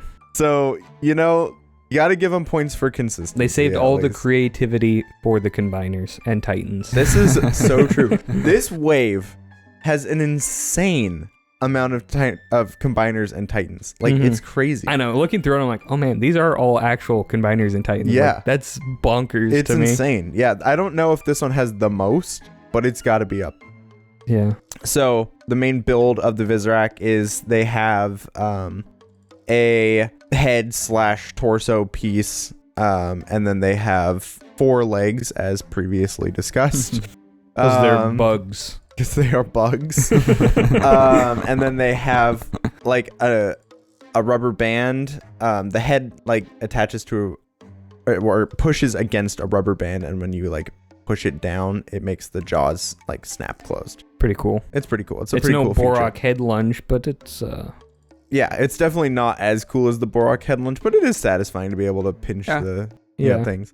I also very much do appreciate the Rotuka spinners on the Visorak, because they, for whatever reason, they work the best out of all the Rotuka spinners. I think it's because there's a little lip around It, like, where they go, and holds it it holds it in. Yeah. So the Visorak ones almost always work properly, but the other ones not so much. I also just like the Visorak headpiece. Like, it's cool and sturdy, and I like it. Return of the Borak eyes for the Visorak eyes, so that's cool. These would originally retail for $9 each, which is that kind of steady price creep that we started to see. That seems a little pricey for a Visorak. It's actually it is actually only $1 more expensive than the Borak, so that's not too bad. And they had more pieces. Really? Yeah, the Borak were were $8. No way. Yep. Isn't that crazy? The Rakshi were also $8. That seems like a good deal. Yeah. Huh. That's crazy. Well, in that case, you got me. So Lego. not a huge price increase, but a little one. And the Toa Hortica and the Visorak are both, the piece count is a little bit higher than previous associated builds. So, anyway. And you get the huge old Visorak headpiece. Yeah, it's something. So besides the specialized head mold and the 2 unique jaw pieces that were included in each set, pretty much everything else is a reuse from other sets. So like their front legs are made from the Toa Mata arms. Their back legs are made from Metru pieces. So they're pretty much all reuses. Main exceptions to this are you see there's a piece called 50904, which is the Bionicle Visorak torso lift arm 8x3x2, which is kind of the light bluish gray piece that serves as the foundation of the body for the Visorak. And now keep in mind, this is 2005, so we are looking now at light bluish gray, dark bluish gray, rather than the original light gray and light stone gray and dark stone gray. So we've officially switched light over. Stone gray and dark stone gray? Any pearl gray, stone gray, or whatever? Yeah. These color names, I thought we had them under control for a little bit, but some people just call them light gray and dark gray. And old light gray. Old light gray, old dark gray. I think Bricklink calls it light stone gray and dark stone gray, as opposed to light bluish gray and dark bluish gray. So, it gets a little confusing, but yeah. So we are in the era. There's a transition where Lego is moving into a color palette refresh, right? So this is post 2004. This is after Lego has nearly collapsed due to their internal struggles, and they are kind of refreshing everything, redefining their color palette, stripping back a lot of the unnecessary stuff. But 2005 is kind of like the holdover, and it gets caught up in this transition. And this is an important note, because there is one particular thing about this wave that is, if you have this particular piece, you could be a wealthy person. Let's just put it that way. A multi-dollionaire. A multi-dollionaire. That's right. The other piece. Wait. What's the expensive piece? Huh? We're gonna get to it. Oh, Don't worry. We'll get to it. You're just teasing it? You're like, there may be a piece coming up, guys. There is a piece coming up, but we'll get to it. the other piece that is new to the Visorak, but of course would be seen in many places after this, is the infamous 50858 Bionicle foot Visorak with 3 pinholes. Very catchy name, I know. All these are catchy names. Right, yeah. It's the one that, it's the Visorak foot piece, and you see it pop up on a whole bunch of sets. Oh, that is a cool piece. It's in 26 sets in 7 different colors, and with the exception of an Exoforce set, it would be exclusive to just Bionicle. Huh. Interesting. Yeah, never makes it out of the Bionicle wave or Bionicle line except for that one Exoforce set. And in lore, Keelorak used that foot piece to turn into a living buzzsaw in the air. So true. Little known fact about the And Keelorak. I believe that Exoforce set that it uses has a buzzsaw in it, so maybe there's a connection. No way. I'm pretty sure. I could be wrong. Big but I'm pretty if sure. I'll true, fact check. deep cut reference if true. Exoforce based? It is. Oh, the weird thing about this set is, this is a total side note, but that Exoforce set is like a special edition, like either Toys R Us exclusive or Target exclusive one-off. So it was a it's Bionicle very crossover strange. set. Yeah, I mean Exoforce is basically Bionicle, so No. I'm just kidding. That's Like, what are you total talking lie. about? Total lie. Maybe Bionicle's only the system playsets. Anyway, all right. So going through the specific Visorak. So starting off with 8742 Vodorak. Vodorak was of course dark red and orange, had trans green eyes. The head would appear in, of course, dark red, but you would also see it show up in flat dark gold, which is the original Bionicle gold, which was made famous by Takanuva in the 2003 set. Yep. But Lego started replacing the flat dark gold color with a different color, pearl gold, which is the Lego gold that we My now nemesis see and Pearl. use. There's another pearl color for you, but it's the gold that's still in production to this day is pearl gold. It's not the lacquered, it's not the drum lacquered gold. It's the one that's just actually that is the color of it. It's not a coat thing like that. But yeah, it's just kind of like a brighter, more vibrant gold. And it would that Vodorak head would appear in gold in set 8759 Battle of Metronui, and we'll come back to that. Wait, Vodorak Later. head? Yeah, Not a Kog'Maw? no, it's a Vodorak. I know, What are they doing? I know. They write in lore, Kog'Maw can be any color. Excellent. We have a gold colored Visorak. Make it a Vodorak, the red ones, the exclusively red ones. Well, Genius. the head, it's confusing. We'll get to it. Don't It worry. is confusing. We'll get to it. I'm confused. Wait, but the Cogrock can look like anything, right? Yeah. That's what I'm saying. So, I see what you're saying. it's Yeah, not a I Kog'Maw, it's a understand. Vodorak. Well, I but understand. Kog'Maw isn't a set. I know. Kog'Maw is a combiner. Yeah. So they had to slip it in somewhere.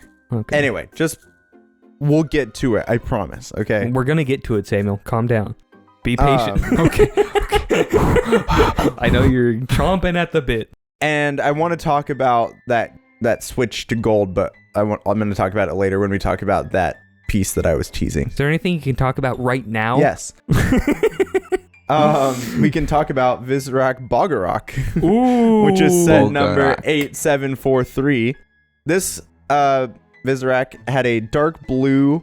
Oh, I did actually want to say, I'm going to go back real quick. I did want to say one thing about Vodorak. So he can't talk about Bogarok right now. So one thing that's interesting about Vodorak is that up to this point, every red like creature or Toa has just been strictly fire themed, right? They all The Vaki? yeah, but Vaki I guess not so much.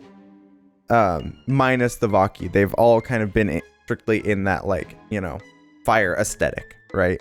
Uh-huh. Even if they have nothing to do with fire, like we talked about this with the Rock Rock tree. Tree. Yeah. Right. And with the Borak Call as well with the shield. Yeah. But this one finally kind of like bucks that flame aesthetic trend. The Visorak is very much, it has like this kind of consistent geometric bump pattern, and then these smooth curves and edges. So it's less, it definitely doesn't evoke fire necessarily. And I'm like, okay, we're finally moving past that as like the only way to represent red character. Right. So now I will talk about Visorak. Whoa. It's at number 8743. This one was dark blue and medium blue with trans neon orange eyes, a color that sadly no longer exists. Aww. Shed a tear for trans neon orange. The head and jaws were actually both exclusive to this set. Never seen outside of it. Wait, what do you mean? So we would never see the head or either of the jaw pieces, or two of the same one, but we would never see either of those pieces in any other set outside of Visorak. That's weird. Interesting. Yeah. Again, showing that Visorak was clearly the favorite. Obviously, yes. I have a They had feeling to keep that's it actually going to exclusive. be pretty common for some of these. You know, I thought that too. However, as we will see, not necessarily true. The Visorak's design is very industrial, but it has sort of like an aerodynamic bent to it, so it's it's kind of a Matau-ish look. Yeah. Kind of cool. Again, kind of bucking the blue one has to be Water. You Except know. these are related to water. Yes, which is funny. Yeah. I don't know what to tell you. It's not that they couldn't be water, they just don't immediately scream water other than the color scheme. All right, next up we got Unarak, which is set number 8744. These guys were black and bright light orange, or as some people in the Bionicle community like to call it, Keytorange. I don't like saying that. I like Keytorange. Keytorange. It's fun. This is, of course, because the color Keytorange debuted my with interview. Kitongu. So Yeah. or most notably with Kitongu. Once Kitongu has it, is Kitongu's forever. Yes, exactly. Which is why the Borak shields that he they're called has- Kitongu pickaxe parts. Right. Exactly, yeah. No longer Borak Hall shields. Right. Or not pickaxe, that's his shield. Yeah, his shield. His Kitongu shields, pick, they're his called. pick is his pick is. Wouldn't that be funny if they were actually called that on Bricklink? That would be really. That would be funny. Go change it, somebody quick. Editing privileges. I'm pretty sure Bricklink isn't publicly editable. I don't know. I'm not sure. I didn't say you had to be a public editor. Any Lego employees working at Bricklink, make sure to change that stat. Anyways, so Unarak had trans yellow eyes.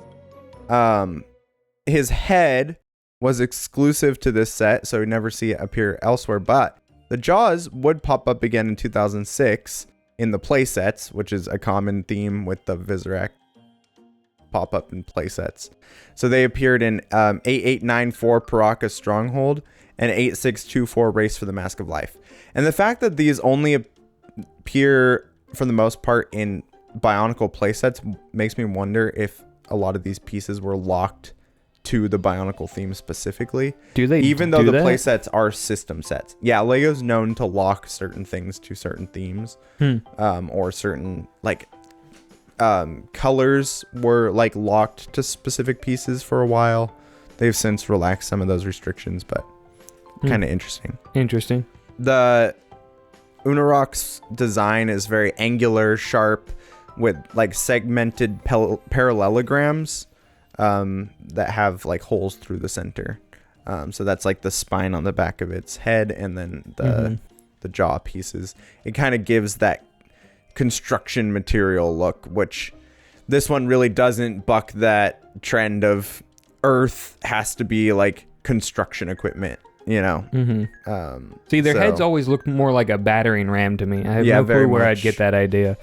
Yeah, it's a real mystery. No, but I do like at least that their head does kind of look battery ram-ish. Right.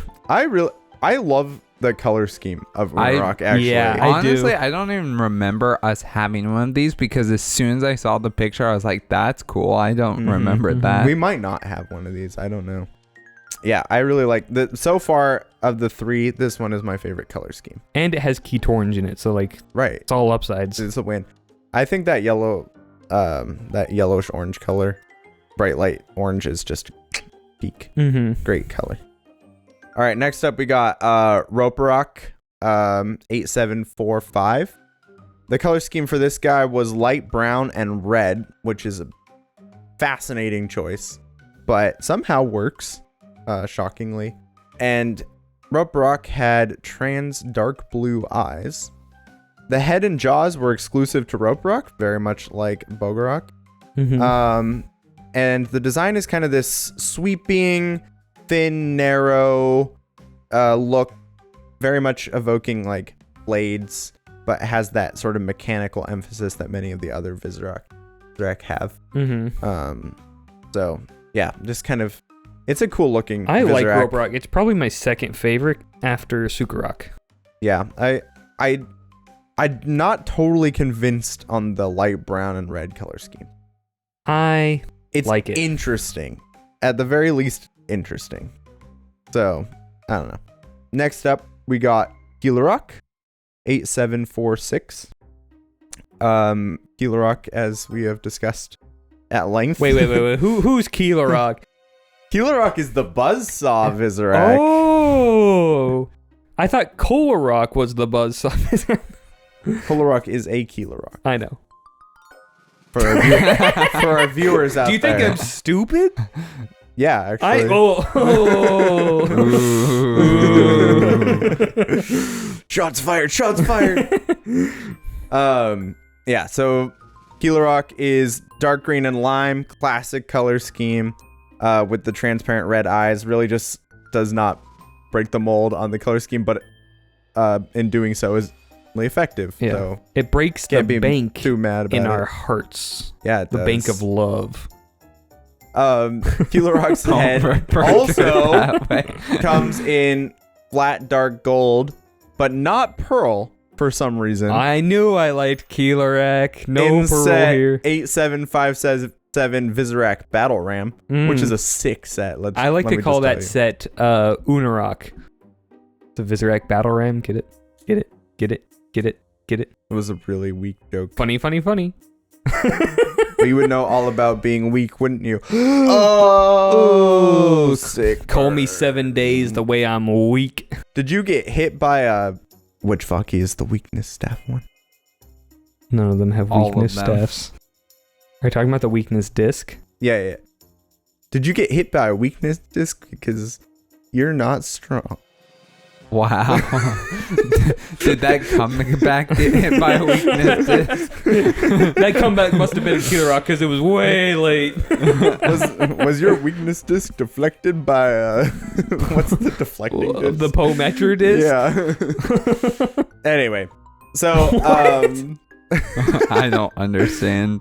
much like Unarok, the jaws of the Kilarok would show up in playsets. Again, 2006, the Paraka Stronghold. 2007 in 8926, the Toa Undersea Attack, which is a pretty cool playset about a future group of Toa, which we have yet to talk about. Boopy Toa. The design of the Kilarok is very natural, sweeping, wavy. It definitely conforms with that jungle themed aesthetic for the green figures that has kind of come into fashion over time.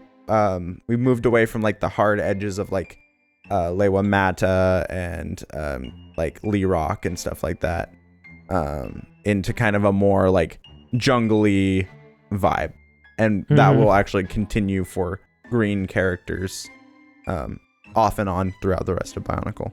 Yeah. I like the design. It's pretty good. Yeah, I like it. It doesn't like stand out to me Yeah, that's the thing. either way. I don't hate any of the Visorak designs. No. I don't think any of them are especially bad. No, I agree. And then last but certainly not least, we have Sukarok 8747. The color scheme of these guys is white and blue with transparent light blue eyes. I think this is a great looking color scheme. Solid, classic. Although we really don't see a lot of white and standard blue together. I think the next time we would even see this isn't until... They knew it was so powerful after the Sukarok. They're like, whoa, lay off the gas, buddy. We're making too much money. Right. And you know that these are the Chronopack guys, so you know that's how much money they were making. Exactly.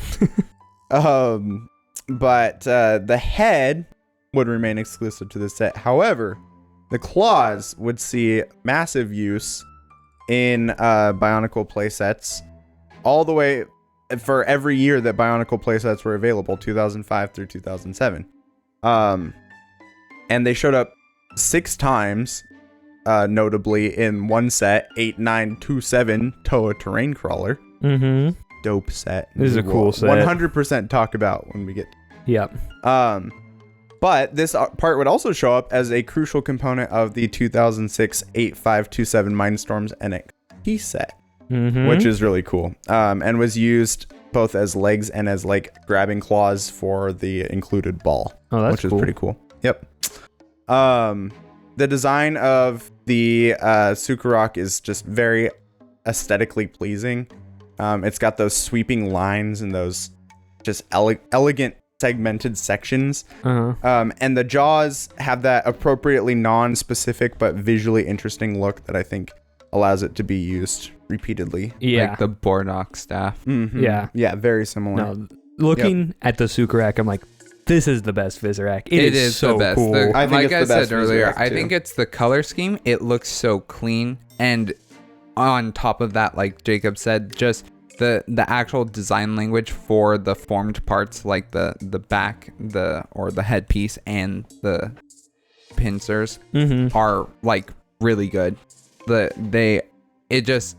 don't know, something about it just flows really well over the whole model. I know, I can't describe it, but I like it. I think for me, Bogorok is the like iconic Visorak, but Sukarok is probably like the best looking one.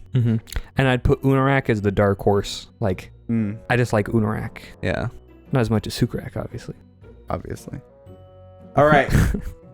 That said, these are not the only Visorak that would appear in 2005. Uh-oh. Fun fact. Yes. So really quickly, I was confused earlier, and so I'm going to Wait. elaborate on that. You also never brought up you didn't bring up the piece. pieces. Is Oh, that I'm coming? going to. Oh, It's coming. Okay. 7 years later, we'll hear about these pieces. Since you're going to bring up the piece later, I'll bring this up later because Okay. it does relate to that. So now no one's talking about anything. yeah, it's all his fault. He started it. What we are going to talk about is Tiny Visorak. Tiny Visorak. So the Tiny Visorak would appear in all of the 2005 playsets. Now, just a little background. If you don't know this already, we did talk about this a little bit previous episode. But if you don't know this, in 2005, alongside the regular Bionicle sets, they released a series of system playsets that had tiny Toa figures and little bitty Visorak that were like technically, I guess, quote unquote, minifigure scale. This allowed them to build like big buildings to have like these kind of grander set. Yeah, a Tower of Toa. Right. Coliseum The battle gate, for Metro Nui, right? a terrain crawler. Which is a good idea in concept, and honestly, the sets are pretty cool. Honestly, I think all of them Pretty are cool might be a stretch. The A cool figures- idea for sure, but the figures are just where it really gets let down. Yeah. Like the Toa are just one solid piece. Better than having them be minifigures, I'll say that. Yes, this Yeah. is true. But that's That all I'll say. said, we'll it's- get there when we get And they there. at least didn't try to do some Aldar Beto thing where it's like minifigure head on some sort of grotesque body. This is although for the true. Hortica, that would have been keeping with the theme. So Good point. Just saying.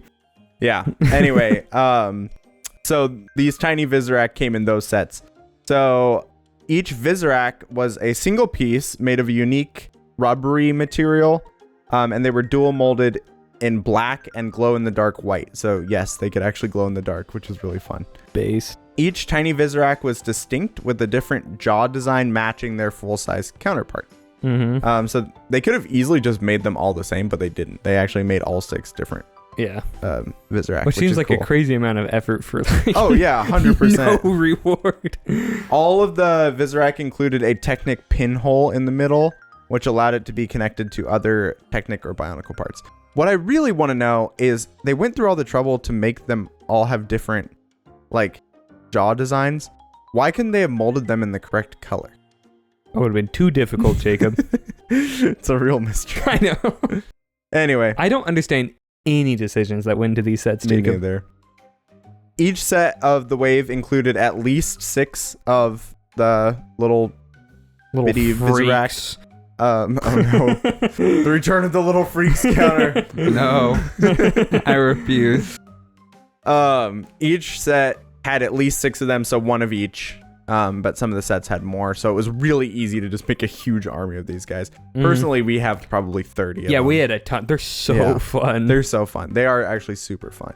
And they're like, since they're like rubbery, they're bouncy, so you can just like throw them on the ground and they go bling, bling, bling, bling. And it's amazing because despite their size, each of these tiny Visorak had 2 play features.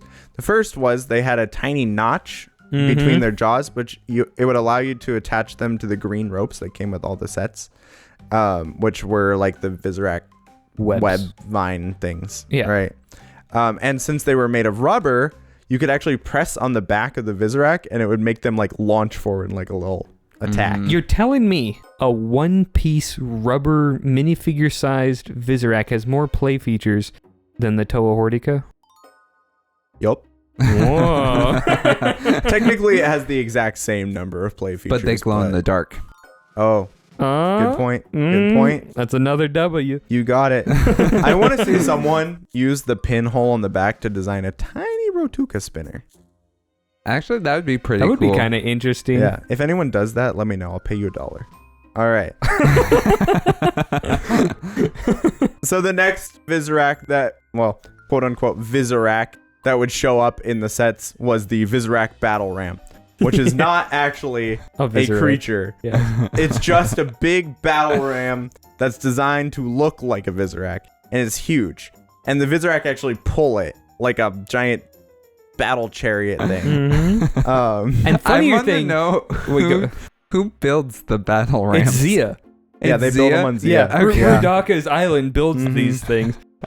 Crazy thing, the way it's framed, the way they talk about the Visorak battle ram, it's not like commissioned by the Visorak. They seem to just build battering rams that look like Visorak. They're like, oh, the Visorak hordes want to buy them? Yeah, sure, send a few over. That is legendary. It's pretty cool. Yeah. And honestly, the set is pretty cool. Like, it's weird in that like 2005 way, but there's something about it that's just very satisfying. I don't know. Yeah. I can't describe it. It uses a gold Kilorok head, and it has like this unique construction that's different from the other Visorak. For example, it uses blue Vaki lower leg pieces rather than the typical Visorak construction that we would expect. The battle ram does not have a Rotuka function, and it also doesn't have closing jaws because all of those where you would access it is kind of covered by the construction that makes up the ram part of the ram. Yeah. So it does have, in place of the jaw pieces, 2 minifigure spears, which is sort of underwhelming. It is very underwhelming. But it does have a giant boulder launcher on the back of it, which is cool. pretty cool. The boulder launchers, I love those old Yeah. boulder launchers. They were so fun. Yep. They are really fun.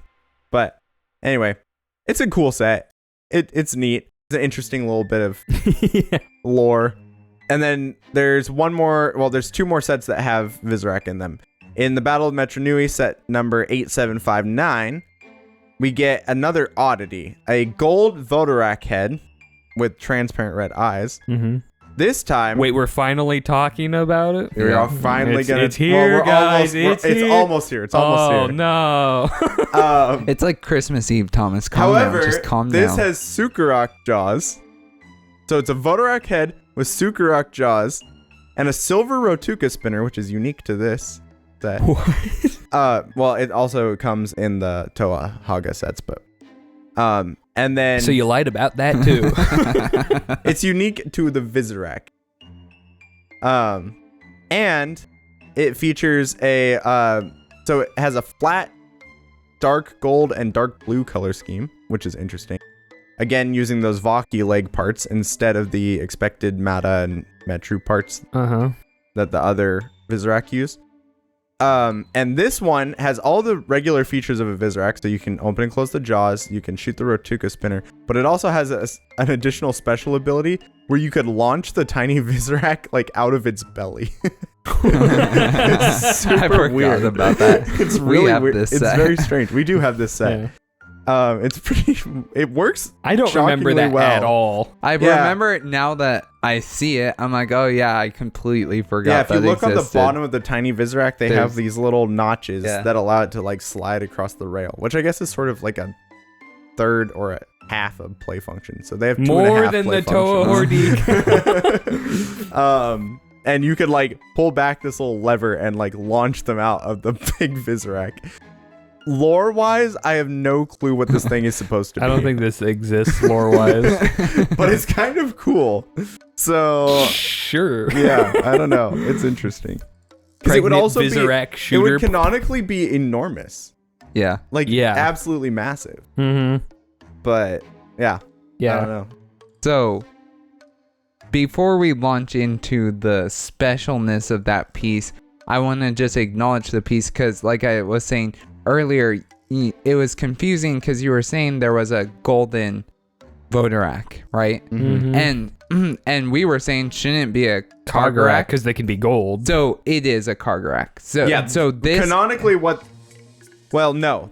What's in this set? no, what is in the set is a Kargarak. Kargarak. Kargarak. Kargarak. A Sorry, Kargarak. Kargarak. Remember to enunciate.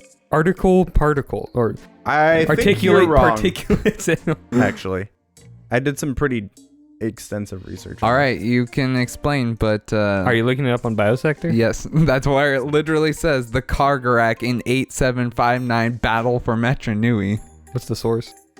I mean, it's an image, so I don't have the source Interesting. on it. But that is Okay, it's a Kargarak then. I guess And- that would make and- sense. additionally the Kargarak, it is confirmed that the one Rudaka rides upon Yeah. is the Kargarak, and it's the exact color scheme. I know. That's why I was Yeah, always thought it's that was the color same scheme. one. That said, this finally coming up to our final set, our final Visorak appearance. The Tower of Toa 8758 also includes another Visorak, which is confirmed to be a miniature version of a Kargarak. So this one actually for sure is a Kargarak. Wait, it's which like makes one of me the think- tiny rubber Visorak? No, it's in between. It's an in-between scale. And instead of using Visorak pieces, Biosector claims this is a Kargarak. Okay? Instead of using the regular Visorak pieces, it uses a Kanohi Krokon in gold. Uh-huh. And these like tusk pieces. Wait, I think I know what you're talking about. Show it to me. And like these tusk pieces off of Yes. an elephant. And it uses an unprinted dark blue Borak shield for its back. And instead of a Rotuka launcher, it has one of those blunt missile launchers that came in basically all those sets in like the mid 2000s. I'll be honest, I've seen that thing probably like 100 times. I didn't know that was supposed to be a Visorak. I didn't either. I thought it was a random Rahi. I'm so confused. Like, this is a Kargarak. And Does it have any apparently the features other- of the Kargarak? Not a Apparently the one single Battle one. for Metronui is also a Kargarak.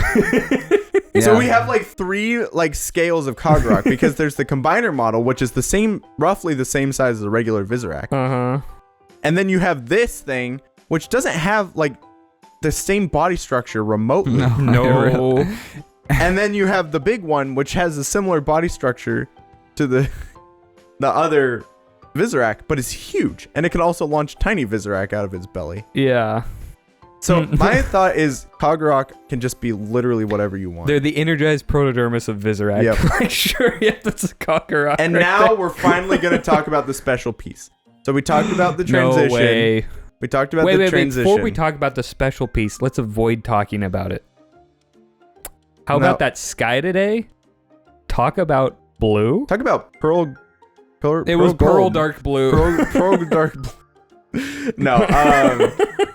Okay, now back to your regularly scheduled piece discussion. What a weird design, though. Can I just say, strange choice. Wait, for what? The for Kagura? the quote unquote Yeah. Kagura. What Yeah. what is this? The only thing that makes me think that it's the same thing is that it has the same color scheme. Yeah, that's exactly why. Mhm. Even though it's such a weird build, it actually does resemble a spider more in Yeah, a lot it of does. ways than I know. the Visorak Bug. The thing I can't figure out. True. You're right. You're right. Yeah, because it has that Borak shield piece, which It kind of has looks like like that a, abdomen. an abdomen. Yeah, Exactly. which is weird. Yeah. So strange.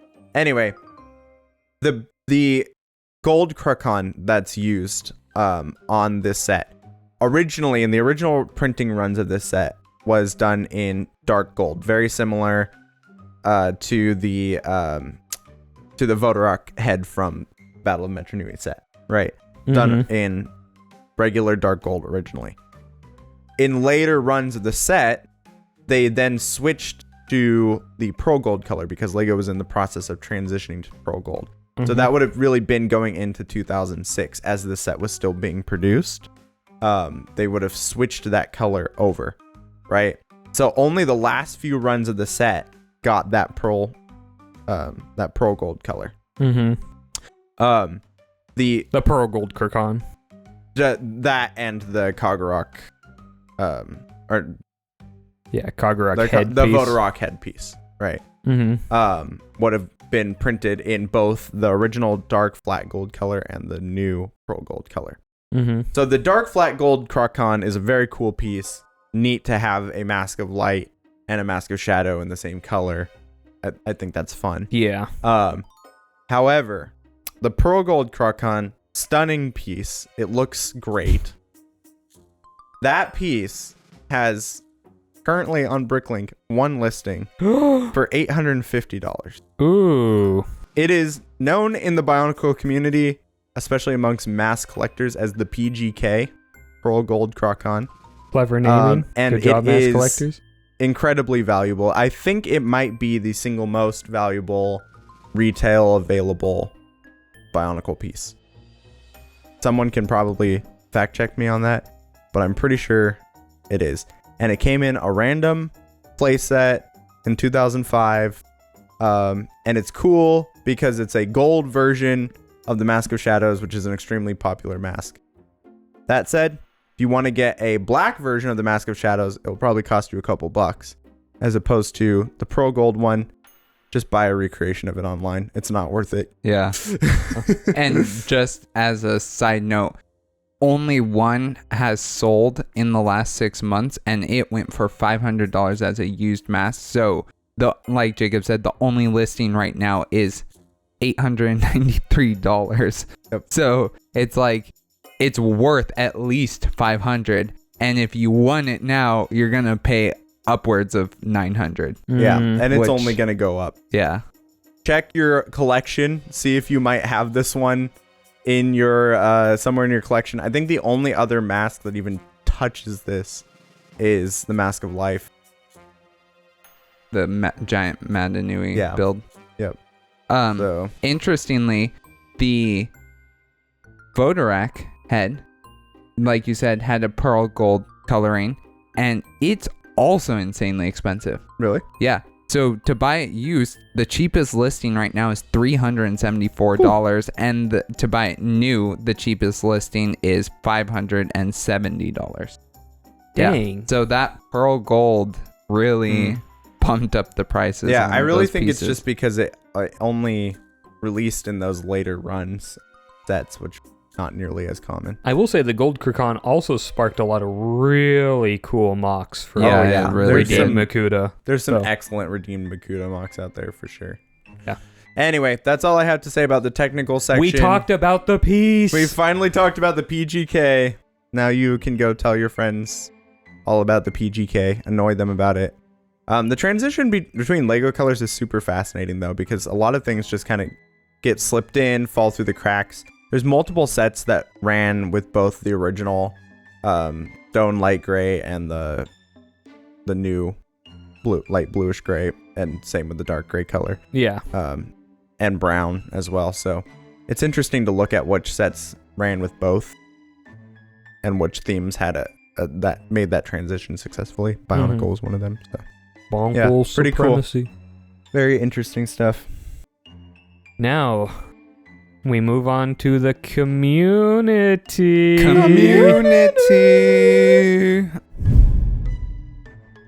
You are now entering the community portion of the podcast. In this section, we showcase some of our favorite creations from talented and passionate members of the Bionicle fandom. All right. First up, we have a Visorak Reimagined, and this is by Ivan Martinov on Flickr. Actually, so this is a group of people. We've seen this before where they kind of did several builds, like each person did a build in a series. So the first one here is by Ivan Martinov. Sorry if I'm mispronouncing Probably your Ivan Martinov. Sure. That let's go He with has that. a Russian first name and a Hispanic last name. Anyway, and so this one is so it's such a cool build, but it is nothing at all how I'd imagine a Visorak to be. In fact, it really, really reminds me of the bugs from Wreck-It Ralph. Yes. Yeah. Bug. Well, that's what I thought. I was like, See, this looks guy more like a understands the bug. true he's Visorak. he's like, I know what those 4 legs mean. Return to bug. So I really like it.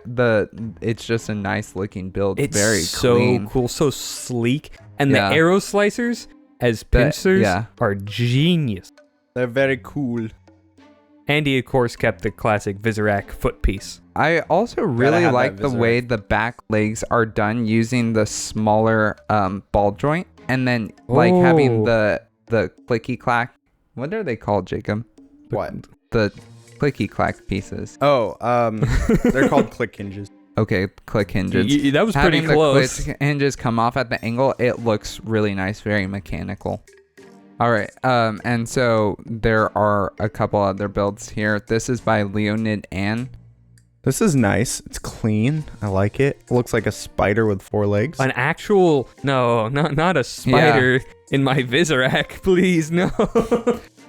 Very Black Widow, gives Black Widow vibes. Yeah, the red spinner red on the spinner. black abdomen, very cool. Very sleek, though. The part usage is really cool. Having the upside down, boat bow Yeah, as that's the head. really smart. Yep. And the balloon pieces, it's been hit by the inflation spinner. Also, it uses the swords. Are those from Gen 2? Those are Gen 2 pieces, aren't they? Those are Tahus, right? No, not Tahus. I don't remember whose they belong to. Luas, maybe? I think it might be Lewis. Yeah, I think it may be. They're definitely a Gen 2. Actually, yeah. Or Ninjago. I can't remember which one they originated in. They look nice, though, nonetheless. But then the next one is by Redverse. Yep. This is listed Kolarak specifically. Yeah, not Kalarak. Nope. It is. Yeah. This I love looks to me like it belongs on Madanui. Yeah. You know? It doesn't quite look like a Visorak. It looks like a different Rahi. Yeah. Maybe it's related to the Visorak. Could be. The funny thing is, as soon as I saw it, it just screamed Ben 10 to me, and I have no clue why. I was just like, I think it's the eyes and the color. Yeah. I love the eyes. I am a huge fan of those really eyes. like the legs. Having the legs be buzzsaws. Using the cow Yeah. is really cool. Buzzsaw legs. Oh, that's I get it. super smart. Genius. I take back everything bad we said good about use. I Very really like smart. the Rockshi shells. you. Yes, on the back. Yeah. Oh, that's cool. I didn't see that. Dude, the parts usage on these are just so cool. They are Phenomenal. really good. I really like the next one too. So this is Movarock. I don't know what that is. Cesium. But yeah, by Cesium. And this one is just crazy looking. It looks so evil. Oh, yeah. So this one, I'm gonna guess, is probably... It looks like... I don't know, actually. What? This I'm is trying not to a see render.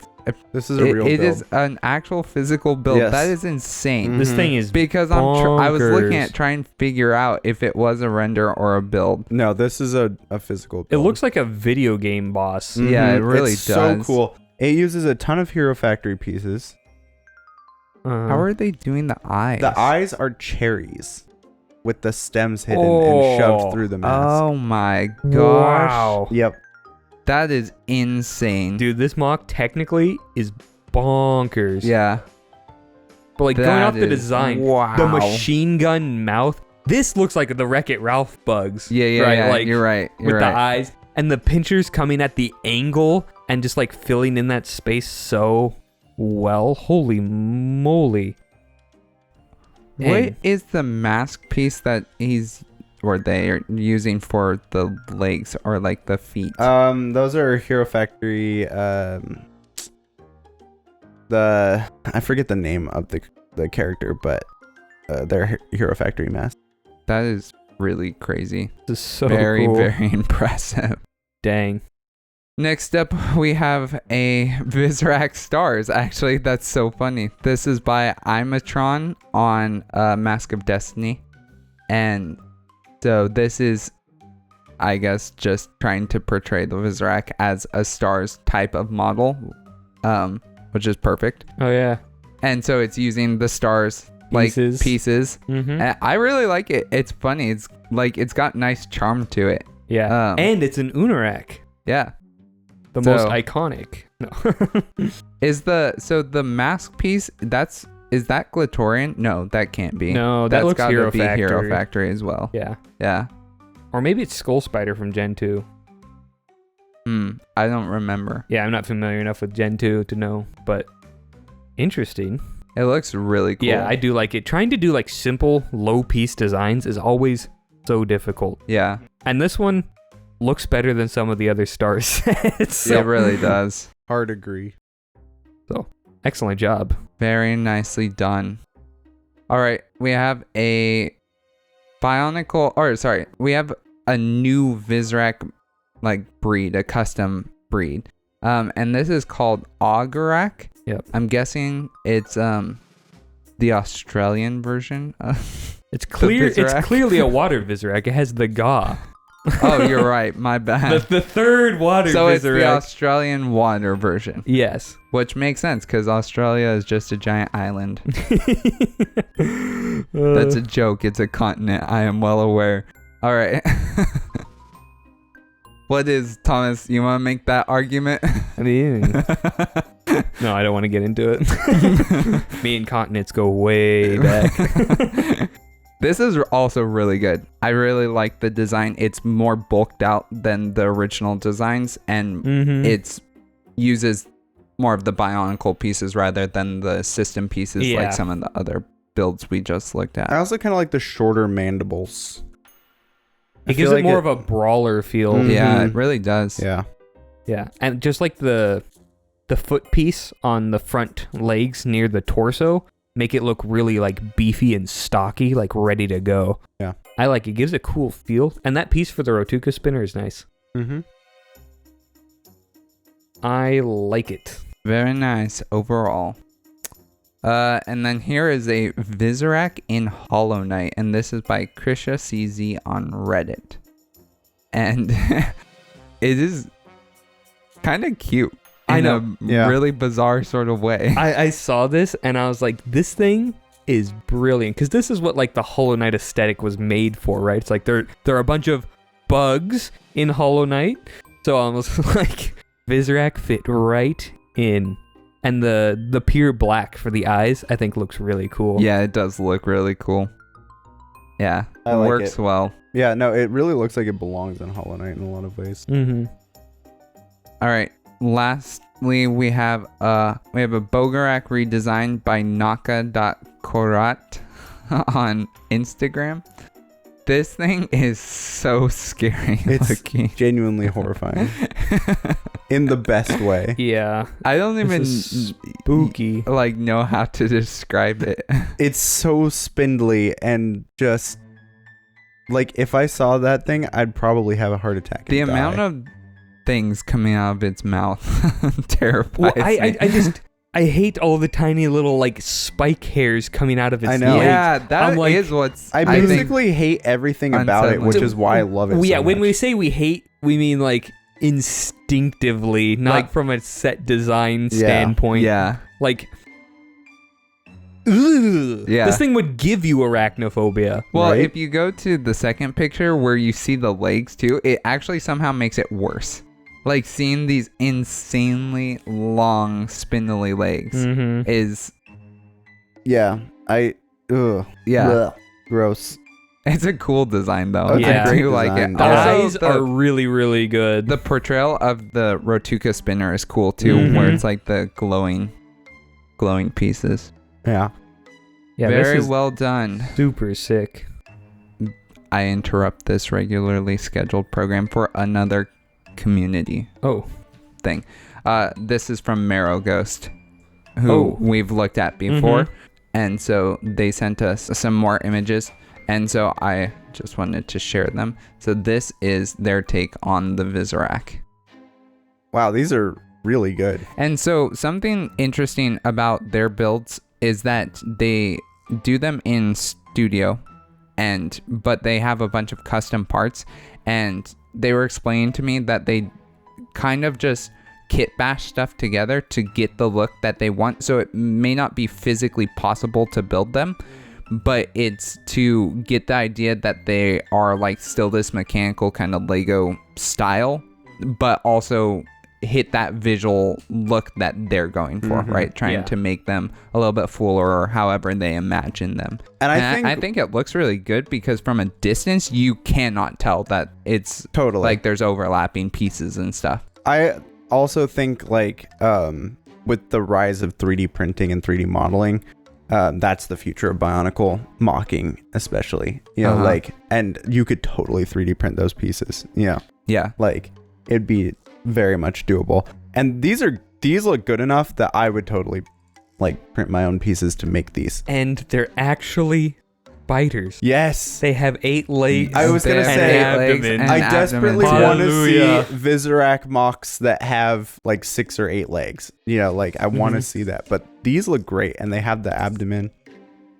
Really good. Well, yeah, and it's an interesting choice that they made with having the spinners be in the middle of their bodies, because with the normal Visorak, since they're so short, the Rotuka looks like it's on the back of them or the abdomen. But adding the abdomen, it puts the spinner in the middle, which puts it more in line with like the Venom Flyer and like the Zivon, which I Yeah. think is interesting. We haven't been confusing the abdomen and the thorax, have we? No, the thorax is the Middle. Okay, yeah. It's head, I just thorax, realized. abdomen. Yeah. Except since there's only 2 segments on a normal Visorak, the thorax and the abdomen are the same. Yeah. So yeah, these are really cool. And Yeah. technically in arachnids, the head and thorax are fused together. Oh really? Uh-huh. You telling me Bionicle almost got anatomically correct spiders? Just Whoa. 4 They legs just short. missed one of the key components. Yeah. Actually, 2 of the key components. And therefore bug. They also only have 2 eyes, so 3 of the key components. I do want to acknowledge the fact that the abdomen uses the Borak shell again, the Right. Borak cover. It's just a So, great piece which, for that. like, yeah, it Mhm. is a great And piece the for Borak it. shields on the And sides. it's a nice yeah. callback to the Kagarak. The Very good weird stuff. little one. the weird one. Very nicely done, Yeah. as always. Beautiful work, all. Well, I think that's the end of today's episode, unless anyone has any crazy closing thoughts on the Visorak. Don't forget to like, subscribe, ring that notification bell. It actually does help. Velika. No, wait. Velike. I'm trying to do Velika and like. Velika? Oh, there we go. Velika. Subscribed one. It's like shadowed one and subscribe. No. And Kitongu, that notification bell. What does that have to do with anything? Because he smashes the bell like he smashes Visorak into the ground. It's very clever. You can't understand the layers of metaphor inherent to all my sentences. Bug. And